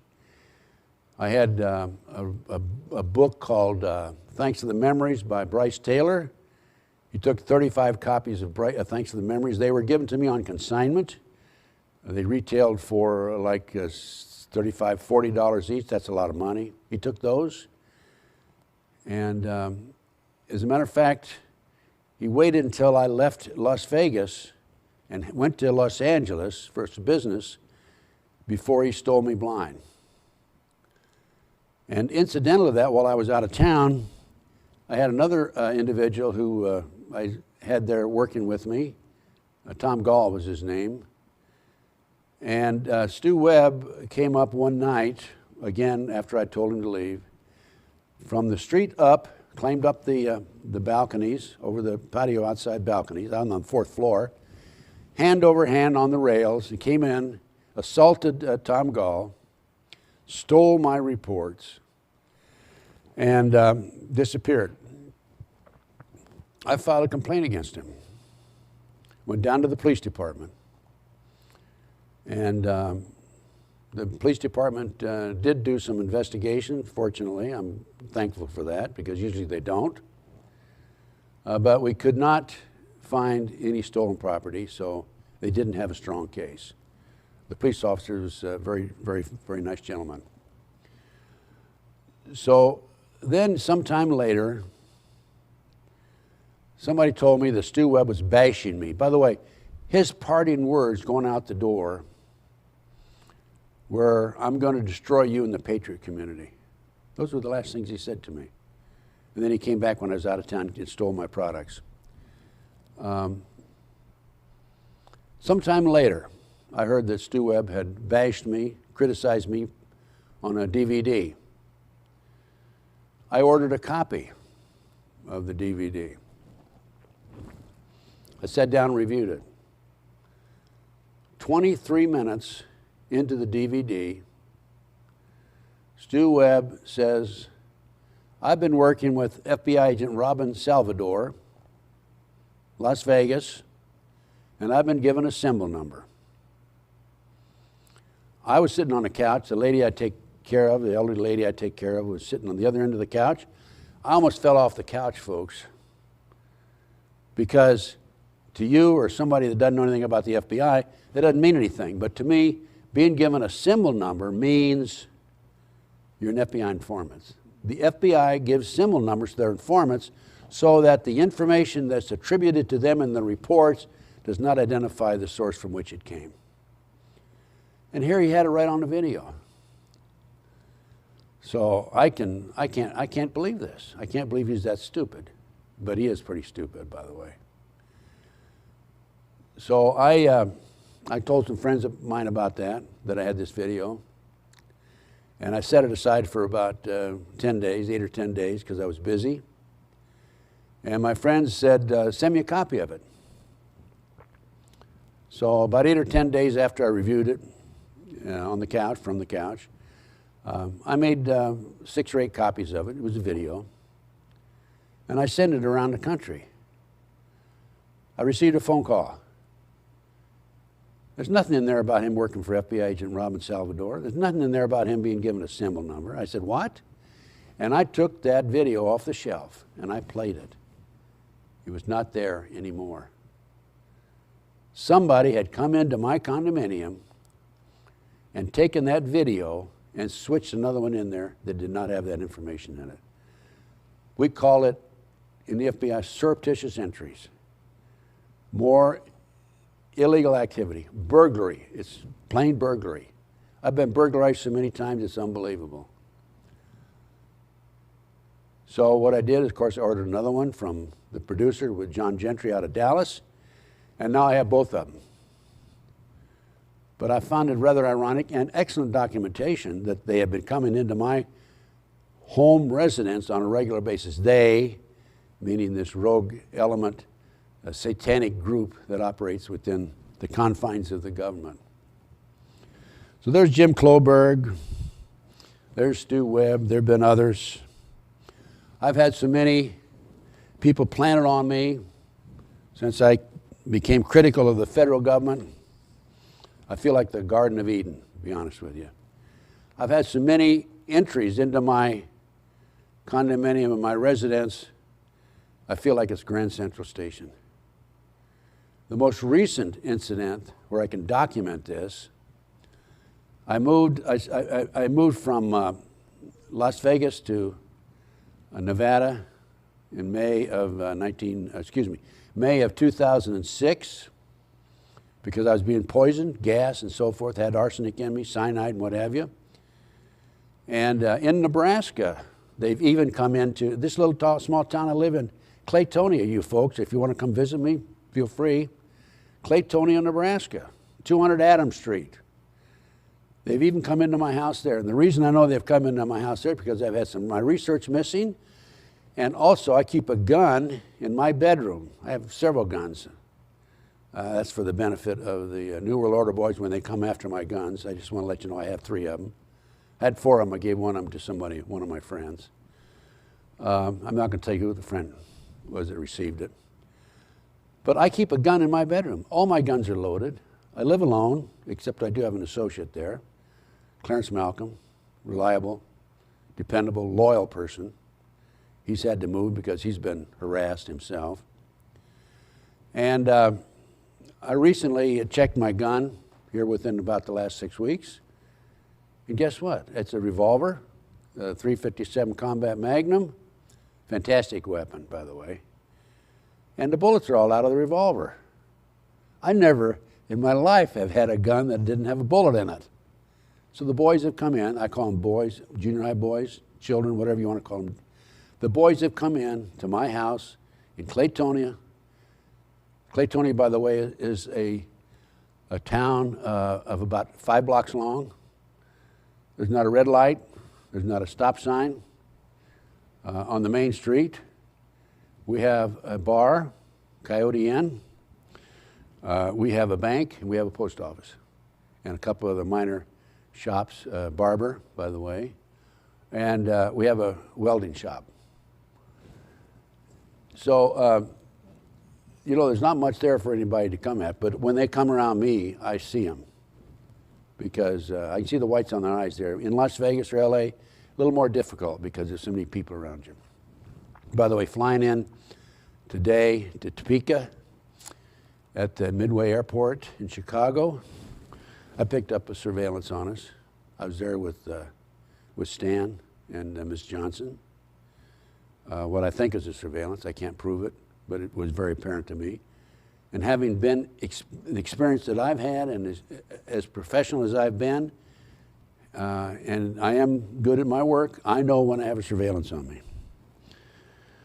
So that's basically Stu Webb, surreptitious entries, Jim Kloberg, planted people on me, and the tune goes on. Well, here several years ago, I mentioned in the beginning of my lecture that I've had my window shot out twice. On October 15th, 2003, I'm in my daughter's apartment in Los Angeles, and I'm standing about 2 feet from the window, and somebody shoots out the window. About that same time, let's see what we got here. That's my letter to, I told you about my letter to Landreth, and I didn't even put it on the board. I apologize, folks. There's my address, 750 Royal Crest Circle. There's a letter from the U.S. Attorney to me confirming that she'd received my letter. And there's the window that was shot out. In addition to that, on October 15, 2003, 10:15 a.m., I had this window shot out. And then in addition to that, I had a threatening phone call. Came in on the voicemail, my daughter's voicemail. Specifically mentioned my daughter's name. And there was satanic chanting in the beginning, and then my daughter's name, and then more satanic chanting. So this was, I also about this same time, this was November 2003, received this letter. Dear Mr. Gunderson, we heard you've been poking around in business to make our Steve Cooley look bad. Well, Steve Cooley is district attorney in Los Angeles, California. If you value what little of a life you have chasing your imaginary conspiracies, you stupid old man. Well, I may be old, but I don't think I'm stupid. You'll steer far and wide of this business unless you want an enema of boiling lead serviced to your arse. You're a little too old to be running around like Fox Bloody Mulder on the telly. That is fiction. This is real life. In real life, the heroes are those who fought the imperial, bad word, I don't like that word, like the U.S. and the U.K. Those whose greatest weapons is the heart. I suggest you engage in a more leisurely pastime like paying a visit to that little Jack Kevorkian fellow. I hear he has an excellent cure for life, and it's signed, I don't know what that sign is. If you can read it, you're a better man than I am. I received this letter in November. So November and October 2003 was quite a series of events that occurred to me. So I took this recording, satanic chanting, my daughter's name and so forth, to the Los Angeles Police Department. And I went in, knocked on the door. Of course, they didn't knock on the door. They don't have a door. They have a counter. I talked to the sergeant. I said, Sergeant, I need to talk to a detective. I have a problem. And I played it for the sergeant. He says, okay, I'll get a detective. So this Detective Pat Barron came out. And here's his card. And he introduced himself. I told him I'm retired FBI chief. I played the recording for him. He says, you're right. That is a threat. We're going to put a trap on your line immediately.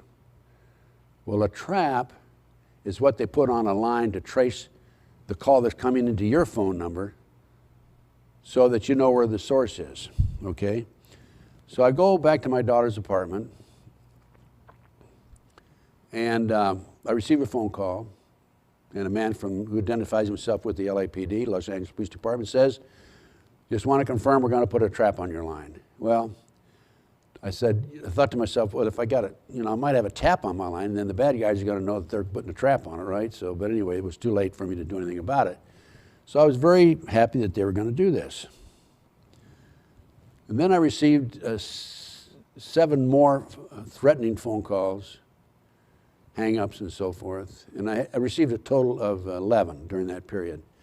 And I am rejoicing because here I have, for 27 years, I've been receiving these stupid phone messages and threats, and I didn't know where they were coming from. I didn't know the source. And I'm saying, hallelujah. I'm going to find out who's behind this now. So I'm really happy about this, of course. And I'm very thankful to Detective Barron. So then the next thing I know, I receive a letter from Detective Barron, undated. I received it January 4th. In the meantime, there were a flurry of letters before this letter came in, to and from the LAPD and me. And the LAPD said they didn't put a trap on the line. So I write back and forth, back and forth. Barron writes me in this letter, I said, I understand your efforts to communicate with the Los Angeles Police Department appeared to have been frustrated. We will make every effort to accommodate you and address those safety concerns fall under the purview of the LAPD. I'm sure that you understand the resources of this office are limited to the local Los Angeles area. Well, what does that have to do? I'm in Los Angeles. So anyway, so he goes on and he says he received previous correspondence from me. And long story short, they say they didn't put the trap on the line. So I filed a complaint with the Internal Affairs of the LAPD. Here's the complaint number, CF number 040958. And I basically say, hey, you fellas said you were going to put a trap on the line. You didn't put a trap on the line. Now you say you never put a trap on the line. I want an investigation. I get a voicemail back, recording. This is a transcript of the recording. Mr. Gunderson, this is Pat Barron, LAPD, responding back to you regarding your inquiry. There never was a trap placed on the telephone. My number is 213-972-2921, and I checked with the SPC and verified that there never was a trap. Pause. Placed on the telephone. Pause. Pause. If you have any questions, please call me. Well, not to be stood up, LAPD or anybody else. I say, I'm going to get those records. And I'm working a case involving a hospital where I had a statement from a doctor who says that the hospital murdered this lady.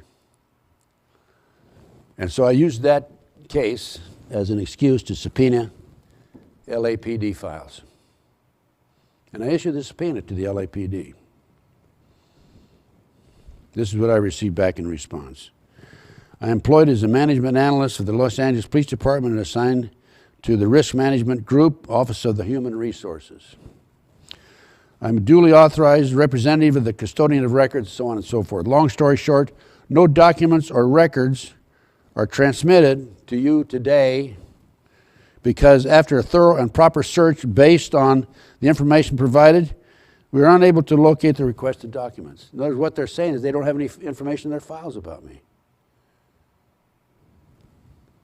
Cover up. Why? I contend that those threatening phone calls, 11 of them, I contend those were by this government element, this rogue criminal enterprise that's infiltrated our government, the U.S. government. I want to make it very clear. There are a lot of good FBI agents out there, a lot of good NSA, a lot of good CIA, a lot of good BATF, a lot of good IRS people out there. But it's the people at the top that are causing the problems as far as I'm concerned. We don't have the leadership at the top that we need, and the infiltration at the top, as far as I'm concerned, I don't think there's any question about it, is by the Illuminati, which I explained a few moments ago. The Illuminati has infiltrated virtually every level of our society, every level of our society. They control the big corporations, they control the utilities, telephone companies, power. I'm not sure about the power and water, but I can't say that for sure. But I know that in other areas they definitely are in control. Some of the other tactics that have been used against me, my mail has been intercepted.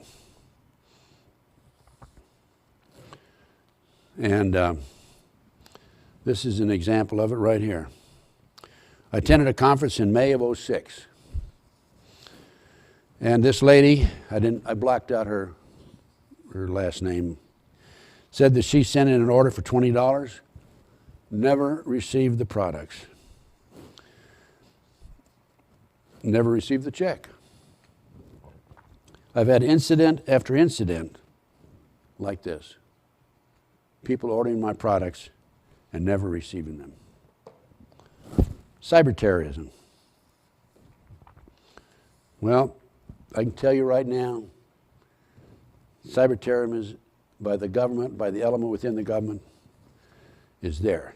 It's with us.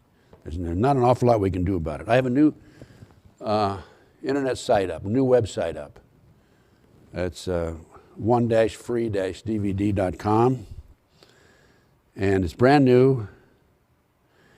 And my associate, Clarence Malcolm, tried to enter the site, and it comes back about have a party. I can't read it, but meet and party. Meet and party. See where it says meet and party? Excuse me, I should look here. Meet and party. What it is, it's a porno site. And it's a porno site with an address for Brett John Gunderson, Harvey Bay, Texas, 4855, Australia. And he did some more research on it, and he learned that it's actually it's a porno site out of Mexico. Who else has the ability to get into our computers? I don't know of anybody. Private enterprise certainly doesn't. And the private enterprise has no interest in it. Like I said, the first part of my lecture, there's no money in this. Private enterprise is in it to raise money for revenue. This is costing individuals or somebody, the government undoubtedly, hundreds of thousands of dollars. Can you imagine how much money they've spent on me just from what I've told you here tonight? Okay, chemical trails. I've been told these chemical trails drop poison that affect the youth and the elderly, and it affects their breathing, their lungs. I've been in Mexico and seen them. I've been in Canada and seen them. This particular instance, here's Barcelona, Spain. So it's all over the world. A sinister activity, I'm sure. Internment camps in America. Now, on October 28, 2006, President Bush signed into law a provision which, according to Senator Patrick Leahy, will actually encourage the president to declare federal martial law. It does so by revising the Insurrection Act, a set of laws that limits the president's ability to deploy troops within the United States. The Insurrection Act has historically, along with the Posse Comitatus, helped to enforce strict prohibitions on military involvement in domestic law enforcement. With one cloak swipe of the pen, Bush is seeking to undo these prohibitions. Public Law 109-364, or the John Werney Defense Authorization Act of 2007. The president also, this allows the president to station troops anywhere in America and take control of the state-based National Guard units without the consent of the governor. In order to suppress public disorder, President Bush claims. Easily, the Military Commission Act of 2006, in a sense, the two laws complement one another. Illuminati. Now, this is a list of internment camps throughout America. I'm going to go through them quite rapidly. We see Alabama, Alaska, Arizona, Arkansas, California, Colorado, Georgia, Hawaii, Idaho, Illinois, Indiana, I don't see what that, Unicor, whatever that is. Kansas. Hey, we're in Kansas now, aren't we? Leavenworth, one of the camps. El Dorado is also. Kentucky, Louisiana, Maine, Maryland, Massachusetts, Michigan, Minnesota, Mississippi, Missouri, Montana, Nebraska, Nevada, New Hampshire, New Mexico, New York, North Carolina, North Dakota, Ohio, Oklahoma, Oregon, Pennsylvania, South Carolina, South Dakota, Tennessee, Texas, Utah, Virginia, West Virginia, Washington, Wisconsin, Wyoming, and other locations in the United States. Recently, an issue was made public where the children ages 10 to 17 in the Texas Youth Commission were being sexually abused by the leaders and also by some of the guards. Actually, the case broke because of a Texas Ranger who ran across this situation and began his investigation in 2005. He presented the results of the investigation to the Attorney General of the state of Texas and to the U.S. Attorney, Department of Justice Civil Rights Division, and they had no interest in prosecuting these individuals. July 28, 2005, a letter from Bill Bauman, Assistant U.S. Attorney in the U.S. Attorney's Office, declining prosecution on the argument that under 18 U.S. Code, Section 242, the government should have to demonstrate that the boys subjected to sexual abuse sustained bodily injury. These are 10 to 17-year-old boys who are being confronted by men with badges and forced into sex. Bauman wrote that, as you know, our interviews of the victims revealed that none sustained bodily injury. Bauman's letter went on to say that he suggested the victims may have willingly participated or even enjoyed the acts of pedophilia involved. As you know, consent is frequently an issue in sexual assault cases. Although none of the victims admit that they consented to the sexual contact, none resisted or voiced any objection to the conduct. Several of the victims suggested that they were simply getting off on the school administration. What do you expect a 10-year-old boy to do when a grown man comes up and confronts him? And the governor, and appointed by Kimbrough, his former staff chief and Homeland Security director, to serve as special master to lead the investigation into the sexual abuse. Shortly thereafter, the commissioner stopped a hiring practice that had allowed convicted felons to work as administrators in the system. The practice had involved a requirement that prior criminal records be destroyed for employees hired by the commission. They're destroying criminal records of people that they're hiring. Again, ages 10 to 17. Now, Governor Rick Perry claimed to reporters he learned only last month of the teen sex scandal rocking the state of Texas. However, other individuals wrote, and the Texas Ranger who investigated the case wrote, that he knew about it as early as February 2005. Mind control programs. Right after World War II, I think it was 1947,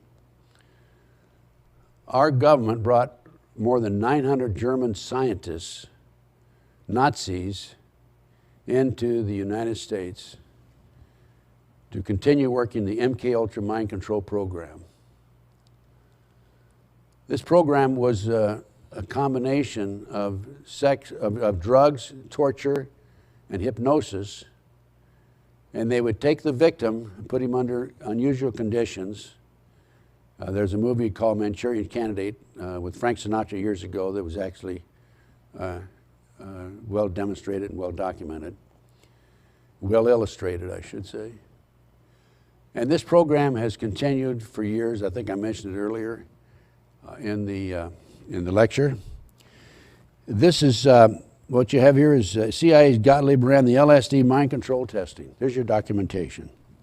And later on down below, it mentions in the article in the 50s and 60s that Gottlieb was involved in the MK Ultra program, the code name for the agency's secret experiment to probe the effects of mind-altering drugs. Letter to Attorney General Ashcroft. I got a little upset. August 29, 2003. 2003 was kind of I was a busy day, a busy year for me, wasn't it? Yeah. October 2003, August 2003. And I was getting a little disgusted because on this occasion, the Attorney General of the United States had announced he was repealing the U.S. Patriot Act, which he claimed boosts law enforcement's ability to investigate terrorism would endanger Americans. You stated to abandon this tool would disconnect the dots, risk Americans' lives, sacrifice liberty, and reject September 11th's lessons. This is what he said publicly. You announced a national campaign, this is what I wrote to him, to defend this act and your plan to visit more than a dozen cities, but they would not involve public forums. Your speeches will be categorized, I missed that word, tightly before law enforcement officials only. You were quoted as saying, if we knew then what we know now, we would have passed the Patriot Act 6 months prior to September 11th. The Congress to have done less would have been a failure of government's basic responsibility to preserve life and liberty. I'll tell you a little bit about, now I'm going to get into the Patriot Act a little later on. But the Patriot Act was passed within weeks after 9/11. It's many hundreds of pages long. Do you think that wasn't prepared prior to 9/11? It was. So anyway, I wrote this letter to Attorney General Ashcroft. And on page 2, here's what I said. As a result of 9/11, we now have Homeland Security and the USA Patriot Act. The U.S. Department of Justice, Homeland Security, and who knows how many other alphabet agencies will be able to legally keep track of all credit cards, bank transactions, car rental receipts, gun purchases, passport applications, magazine subscriptions, medical prescriptions, academic records, bank deposits, trips everyone books, events we attend, driver's license, bridge toll records, judicial and divorce records, rental car records, telephone records, internet traffic and complaints by nosy neighbors to the FBI. It has been publicly announced that 1 in every 10 Americans are expected to become informants for the U.S. government. Now listen to this next one. This is because I wrote him this because I researched it, okay? The Pentagon has developed an urban surveillance system that can track, record, and analyze the movement of every vehicle in a, quote, foreign city, end quote. And what about searches of our neighbors and our property without a search warrant and randomly tapping our phones and seizing our property? So I wrote this letter to Attorney General, never received a response. I don't understand that. So be it. We're not the only ones who are worried about invasion of our privacy and our constitutional rights. Here's an article about the Germans. We have the same situation in Germany as we have here. The Interior Minister is seen by some as a defender against terrorism and by others as a man out to crush freedoms. Same as the Patriot Act, Homeland Security. The Pentagon, here's another one, article about the Pentagon. CIA expands domestic surveillances. This is recent, January 14th, 2007. Britain is not to be left out. Britain joins the FBI phone tap system. Mexico is not to be left out. Mexico Attorney General goes high-tech for security. They're destroying our sovereignty, eliminating our borders. This is plan that was hatched when Nixon was president. And you will see here that the country is divided into 10 districts or divisions. And we're in the Midwest area here in Kansas. There's a division for the West, Northeast, and so forth. This was an executive order, another executive order. Now I looked at this and I have to laugh, because if we're going to do away with the states, then what are you going to do when you have, say, the University of Oklahoma play the University of Southern California in football? If we're going to do away with the states, we're going to have to say a team number 3, 4, or 5, whatever the number might be, in Division 6 is playing team number 1 or 2 in Division 10, right? That's what we're going to have to do. We're going to do away with all this, of course. That's what the government would like to have us do. So I had to laugh at that, because I just gave a lecture in South Bend, Indiana, and I thought about that possibility. Notre Dame versus USC. How are you going to call that one? A division team. You're playing another division team. Border agents receive no help from Bush. There were 2 border patrolmen doing their duty recently. It just happened a few months ago. Actually, about a year ago, a little less than a year ago. Protecting our border from drugs. A Mexican drug dealer came over, got in a fight with the Border Patrol. I think that was on one occasion. Another occasion he came over and the Border Patrolman shot him in the buttocks when he was retreating. Our government prosecuted these 2 Border Patrolmen in court. One received 10 years, one received 11 years. And the Mexican drug dealer, he's turning around and suing the U.S. government for $5 million. There are a number of congressmen who went to the White House and asked that these men be pardoned, 53 of them as a matter of fact, but to no avail. Now, also, what we have is a super highway. It's being built from Mexico City up into Canada. The people in Texas are complaining so loud, and the newspapers, the local newspapers, the small newspapers, are so critical of it, that the Australian toll road magnate Margariti agreed Wednesday to purchase 40 local newspapers, primarily in Texas and Oklahoma, for $80 million. This bank is Australia's largest capital-raising firm and has invested billions in purchasing roads in the U.S., Canada, and UK. Most recently, the company joined with the company from Spain and a 75-year lease on the 157-mile Indiana toll road. We have foreign countries, people from foreign countries coming in and buying our toll roads, controlling our movement of our citizens.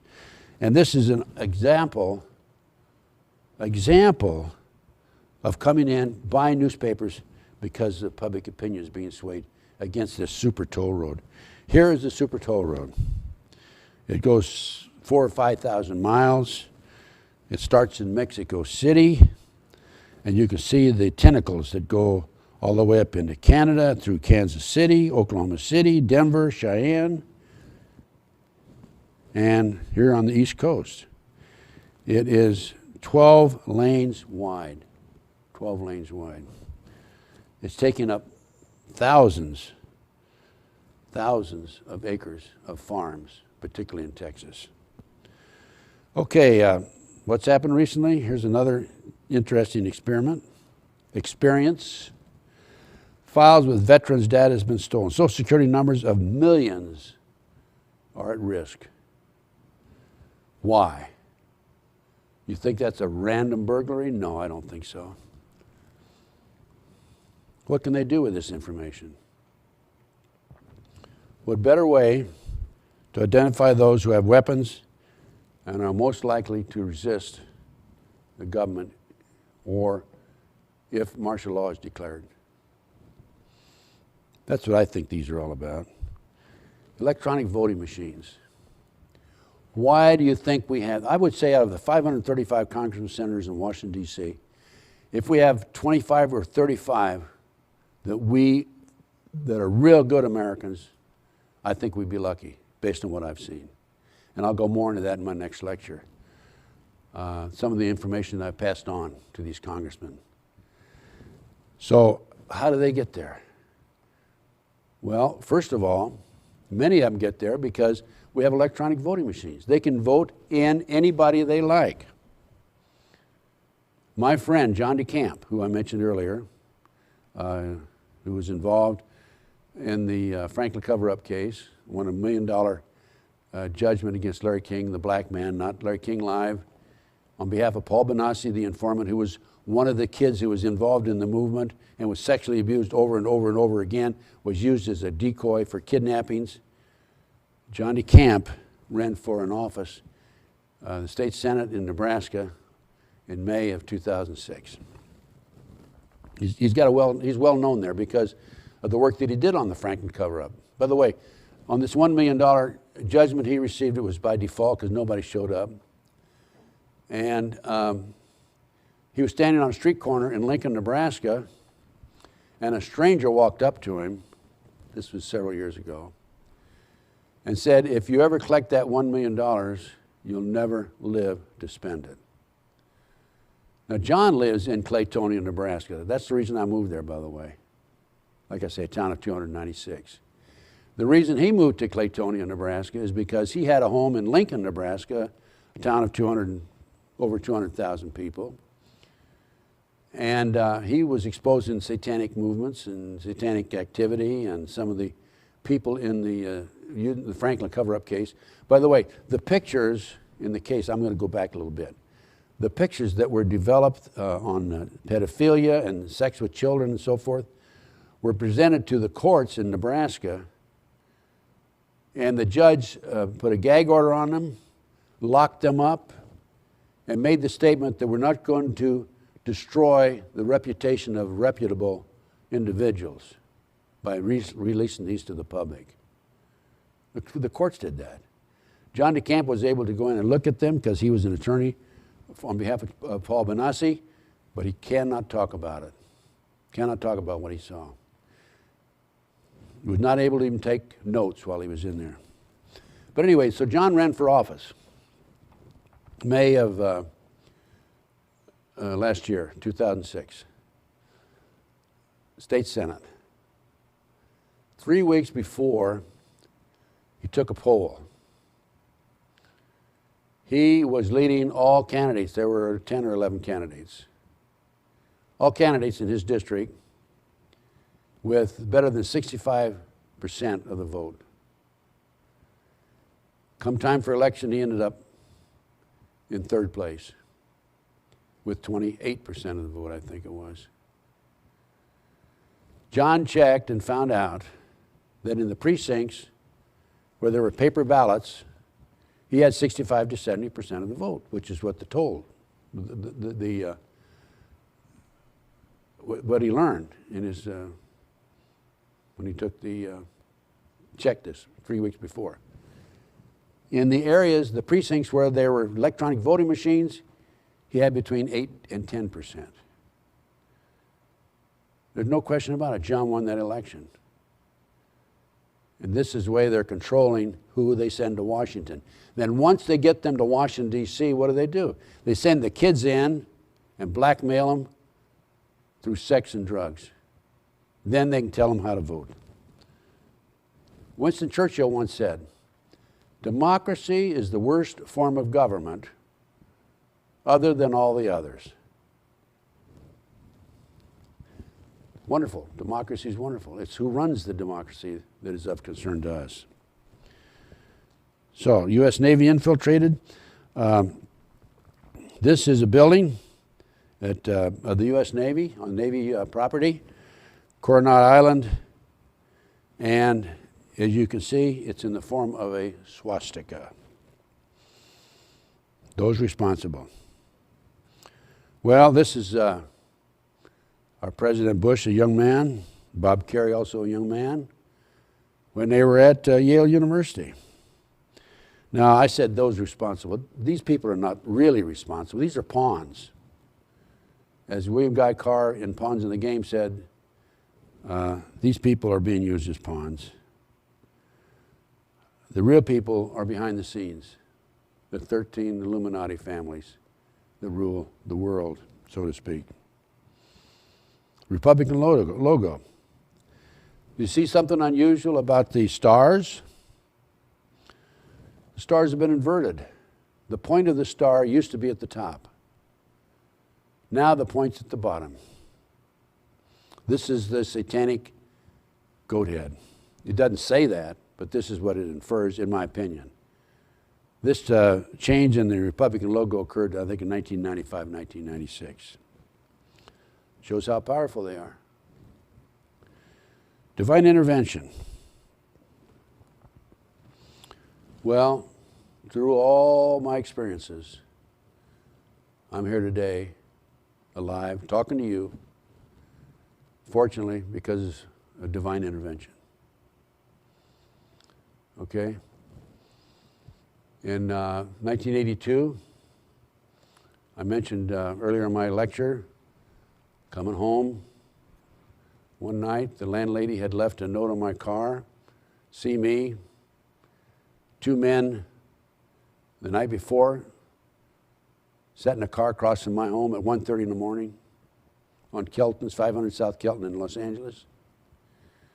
One of them got out. She was parking her car. The landlady was. She got out. One of them got out of the car, came over to her. Do you know where Ted Gunderson lives? I'd always told my landlord, anybody around me, if anybody ever asks about me, you don't know. You don't know me, you don't know where I live. She said she didn't know. He waited until 1:45 in the morning, and then he left. It just so happens that particular night, a friend of mine had come in from out of town, and I stayed at my friend's house that night. So it was just by divine intervention I didn't go home that night, okay? This is about the same time I had the 13 dead red roses, 13 dead chrysanthemums left on my front porch with a note, poacher in the grass, once a cub, the lion sees shades of death and life. Okay. I had another occasion. I had a client come in on a Saturday to see me.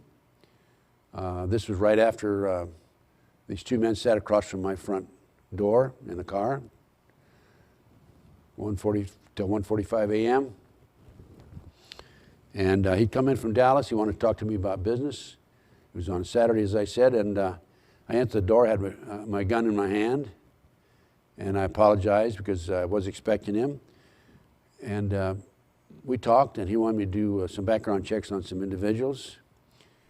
And then he left. He was from Dallas. And he called me about 45 minutes later. I was in the office. He said, Ted, be careful when you leave, because when we got on the elevator, by the way, this was on Saturday, you had to go through the guard. When we got on the elevator, there were 2 men that got on the elevator on the floor above us. One of them had a sack in his hand. The other one had an open shirt in his back. And there was a gun in the sack, and I'm sure that the fellow with the hand under the open shirt in the pit of his back also had a gun. So be careful. I checked around, and I noticed that the escape door on my floor had been opened. Somebody came in through the escape door, fire escape door. I left. And he told me to come out to the Sportsman's Lodge. I'll take care of you. So I left and went out to the Sportsman's Lodge. Spent a week there. He paid the bill. And it's kind of eerie because I knew that I had a contract on me. And every time I'd hear somebody coming down the hall, I'd just wake up like that. Every time somebody walked down. I didn't get much sleep that week. And then I realized I had to leave Dallas, or had to leave Los Angeles for Dallas. I went to Dallas, and I went underground for about 6 months. And then F. Lee Bailey, the well-known criminal defense attorney, hired me. And I was on the road for him for about a year. Total of about 18 months I left. It was when I came back from this excursion, and I tried to keep my office going. I had 8 people working for me. It's when I came back that I started paying my own bill, and that I found out and learned about the Answer All telephone service that I mentioned earlier in this lecture. That I had an illegal telephone tap on me. So, and then on another occasion, divine intervention. I had a friend, elderly friend, his wife called me, said, Dennis is, when he gets up in the middle of the night to go to the bathroom, he falls down, I can't get him up, will you come over and spend a week with us, and if he falls down, I'll get you and you come pick him up. I said, sure, I will, naturally. This was Sir Dennis Kendall, by the way. He was a former member of the English Parliament. And a plant, I might mention. He was planning on me. He called me on a pretext one day. He said, Ted, I want you to come over and do some work. He gave me a check for $375. It was some nebulous work. He said, I want you to do this. And from then on, I was his, quote, best friend. He'd have me over for dinner and what have you. And I found out later that he was actually working for the other side. He was a friend of Freddie Kassab, who was the father-in-law of Jeffrey McDonald on the McDonald murder case. Freddie Kassab had taken up against Jeff, Dr. McDonald, and he was a former member of the Special Forces in, I think, Canadian Special Forces in Europe, and Sir Dennis Kendall knew him, and Sir Dennis Kendall was keeping track of me and the case on behalf of Freddie Kassab, Dr. McDonald's in-laws. So anyway, I went over, spent a week with Dennis and Peggy at night. I didn't go over there during the day. At the next week after that, my daughter and her husband had a trip to Northern California, and I told her I would house sit for her. So I went to her place for a week. So I was gone for 2 weeks. Now, prior to this 2-week period, I had a feeling I was under surveillance when I left work. Whenever I'd leave work. I was working in the valley, San Fernando Valley. And at that time, by the way, that was a period when I decided I had enough cops and robbers. I'm going to get out of this business. and I went in the export-import business with a fellow I thought was a friend. Long story short, we were in business for a year, didn't make one sale, and I lost my life savings, $181,000, by the way, every dime I ever made. And I haven't recovered since then. But anyway, I was working in the valley, and I'd go home. I had about a 15-mile run out to the house. And a couple times going out, I was pretty sure I had a surveillance on me. And one time when I was with Victor, he was the fellow I was in business with. He and Victor and his wife and his kid and I all went to a movie. We came back, the garage door had been wide open. The door from the garage into the house was wide open. And when we were at the movie, somebody got into the car and twisted the rearview mirror around just to let us know, one of the subliminal messages, just to let us know that they could get to us. That's one of their techniques that they use. And so anyway, so here I am. I didn't go home for 2 weeks. Victor took a trip to Argentina the week that I was at my daughter's. And Elena was his wife, and I called Elena. I said, look, Elena, on this one particular night, I said, I'll be home. My daughter's coming home tonight, and I will be home tonight for sure. I called her about 8 o'clock. My daughter came in. My daughter and I started watching a movie, and it was 11 o'clock, and I called Elena. I said, Elena, I'm not going to be coming in tonight after all. And that was about a 40-mile drive. So I didn't go home that night. Next morning, I went to work. Alina said, had a terrible experience last night. Right after you called at 11 o'clock, somebody came into the house. It was a triplex. And I tried to use the phone. I couldn't use the phone. And the dog was in the bedroom. She was on the 3rd floor.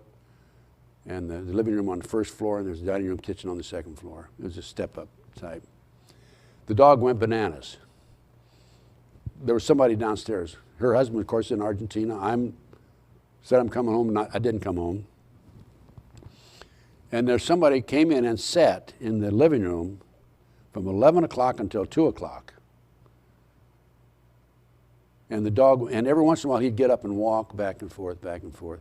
The dog would go nuts. She closed the bedroom door on the 3rd floor, went to the telephone, didn't work. He'd gone in to the kitchen, taken the phone off the hook so she couldn't make a phone out. This was before cell phones, by the way. And that was it. I didn't go home that night. I called at 8 o'clock, said I'm coming home for sure. I know there was a tap on that line. That's why they hit up. They wanted to grab me. They were planning on grabbing me. And at 11 o'clock, I called and said I'm not coming. But in the meantime, they'd assembled their group, and they were on their way out to get me. Didn't work. Divine intervention. I didn't go home that night. I found out later through my informants that the man that came in and waited for me was a fellow named Bill Menser, who was a satanic contract killer, was because he's no longer, he's in jail now. And my friend Michael Riconosciuto and I, who I'll tell you a little more about Michael tonight in my lecture on terrorism. Michael Riconosciuto and I were responsible for putting him and 3 other individuals, all contract killers, in jail for life. So instead of Menser getting me, I was able to get him. God is my co-pilot, okay? Divine intervention. I didn't go home that night. Those are just some of the experiences that I've had. Granada Hills, Kelton, June 15th, 82, the dead red roses and so forth. The elevator, 1200 Glendon. Demons. Here about a year and a half ago, you'd think there's no demons? There's demons out there. Let me tell you something. I'm writing a check, $23. It's a bill. And I take the check, I write it out, take it, I start to put it in an envelope, it disappears on me. I looked all over. I couldn't find it anyplace. It disappeared. I don't know what happened to it. But at the same time, I had a stand-up lamp, an upright lamp in my bedroom. The upright lamp falls over. No reason at all. Nobody in the bedroom. And I realized I had a demon in my midst right there. And I said immediately, in the name of Jesus Christ, get out of here. And I haven't seen him since, by the way. And he hadn't come around since, he or she, whatever it is. But about 3 or 4 days later, something said, Ted, go check that box under the front desk, in the front of my desk, under the everything. But that's where I would throw my receipts for the IRS. I pay my IRS taxes, believe me. That's one thing I do every year because I know if I don't, they're going to come after me. And so I went over and I went down about 10 layers of receipts, and here's that check. There's no way I put that check there. That rascal put that check over there, and God told me to go get it about 3 or 4 days later, okay? So I just wanted to relay my personal experiences to you, divine intervention. My faith is very strong, very strong. I don't wear it on my arm, so to speak, but if anybody asks me about it, it's there. And like I say, God's my co-pilot, and thank God that he is. It's been a great talking to you folks, and thank you, and God bless you.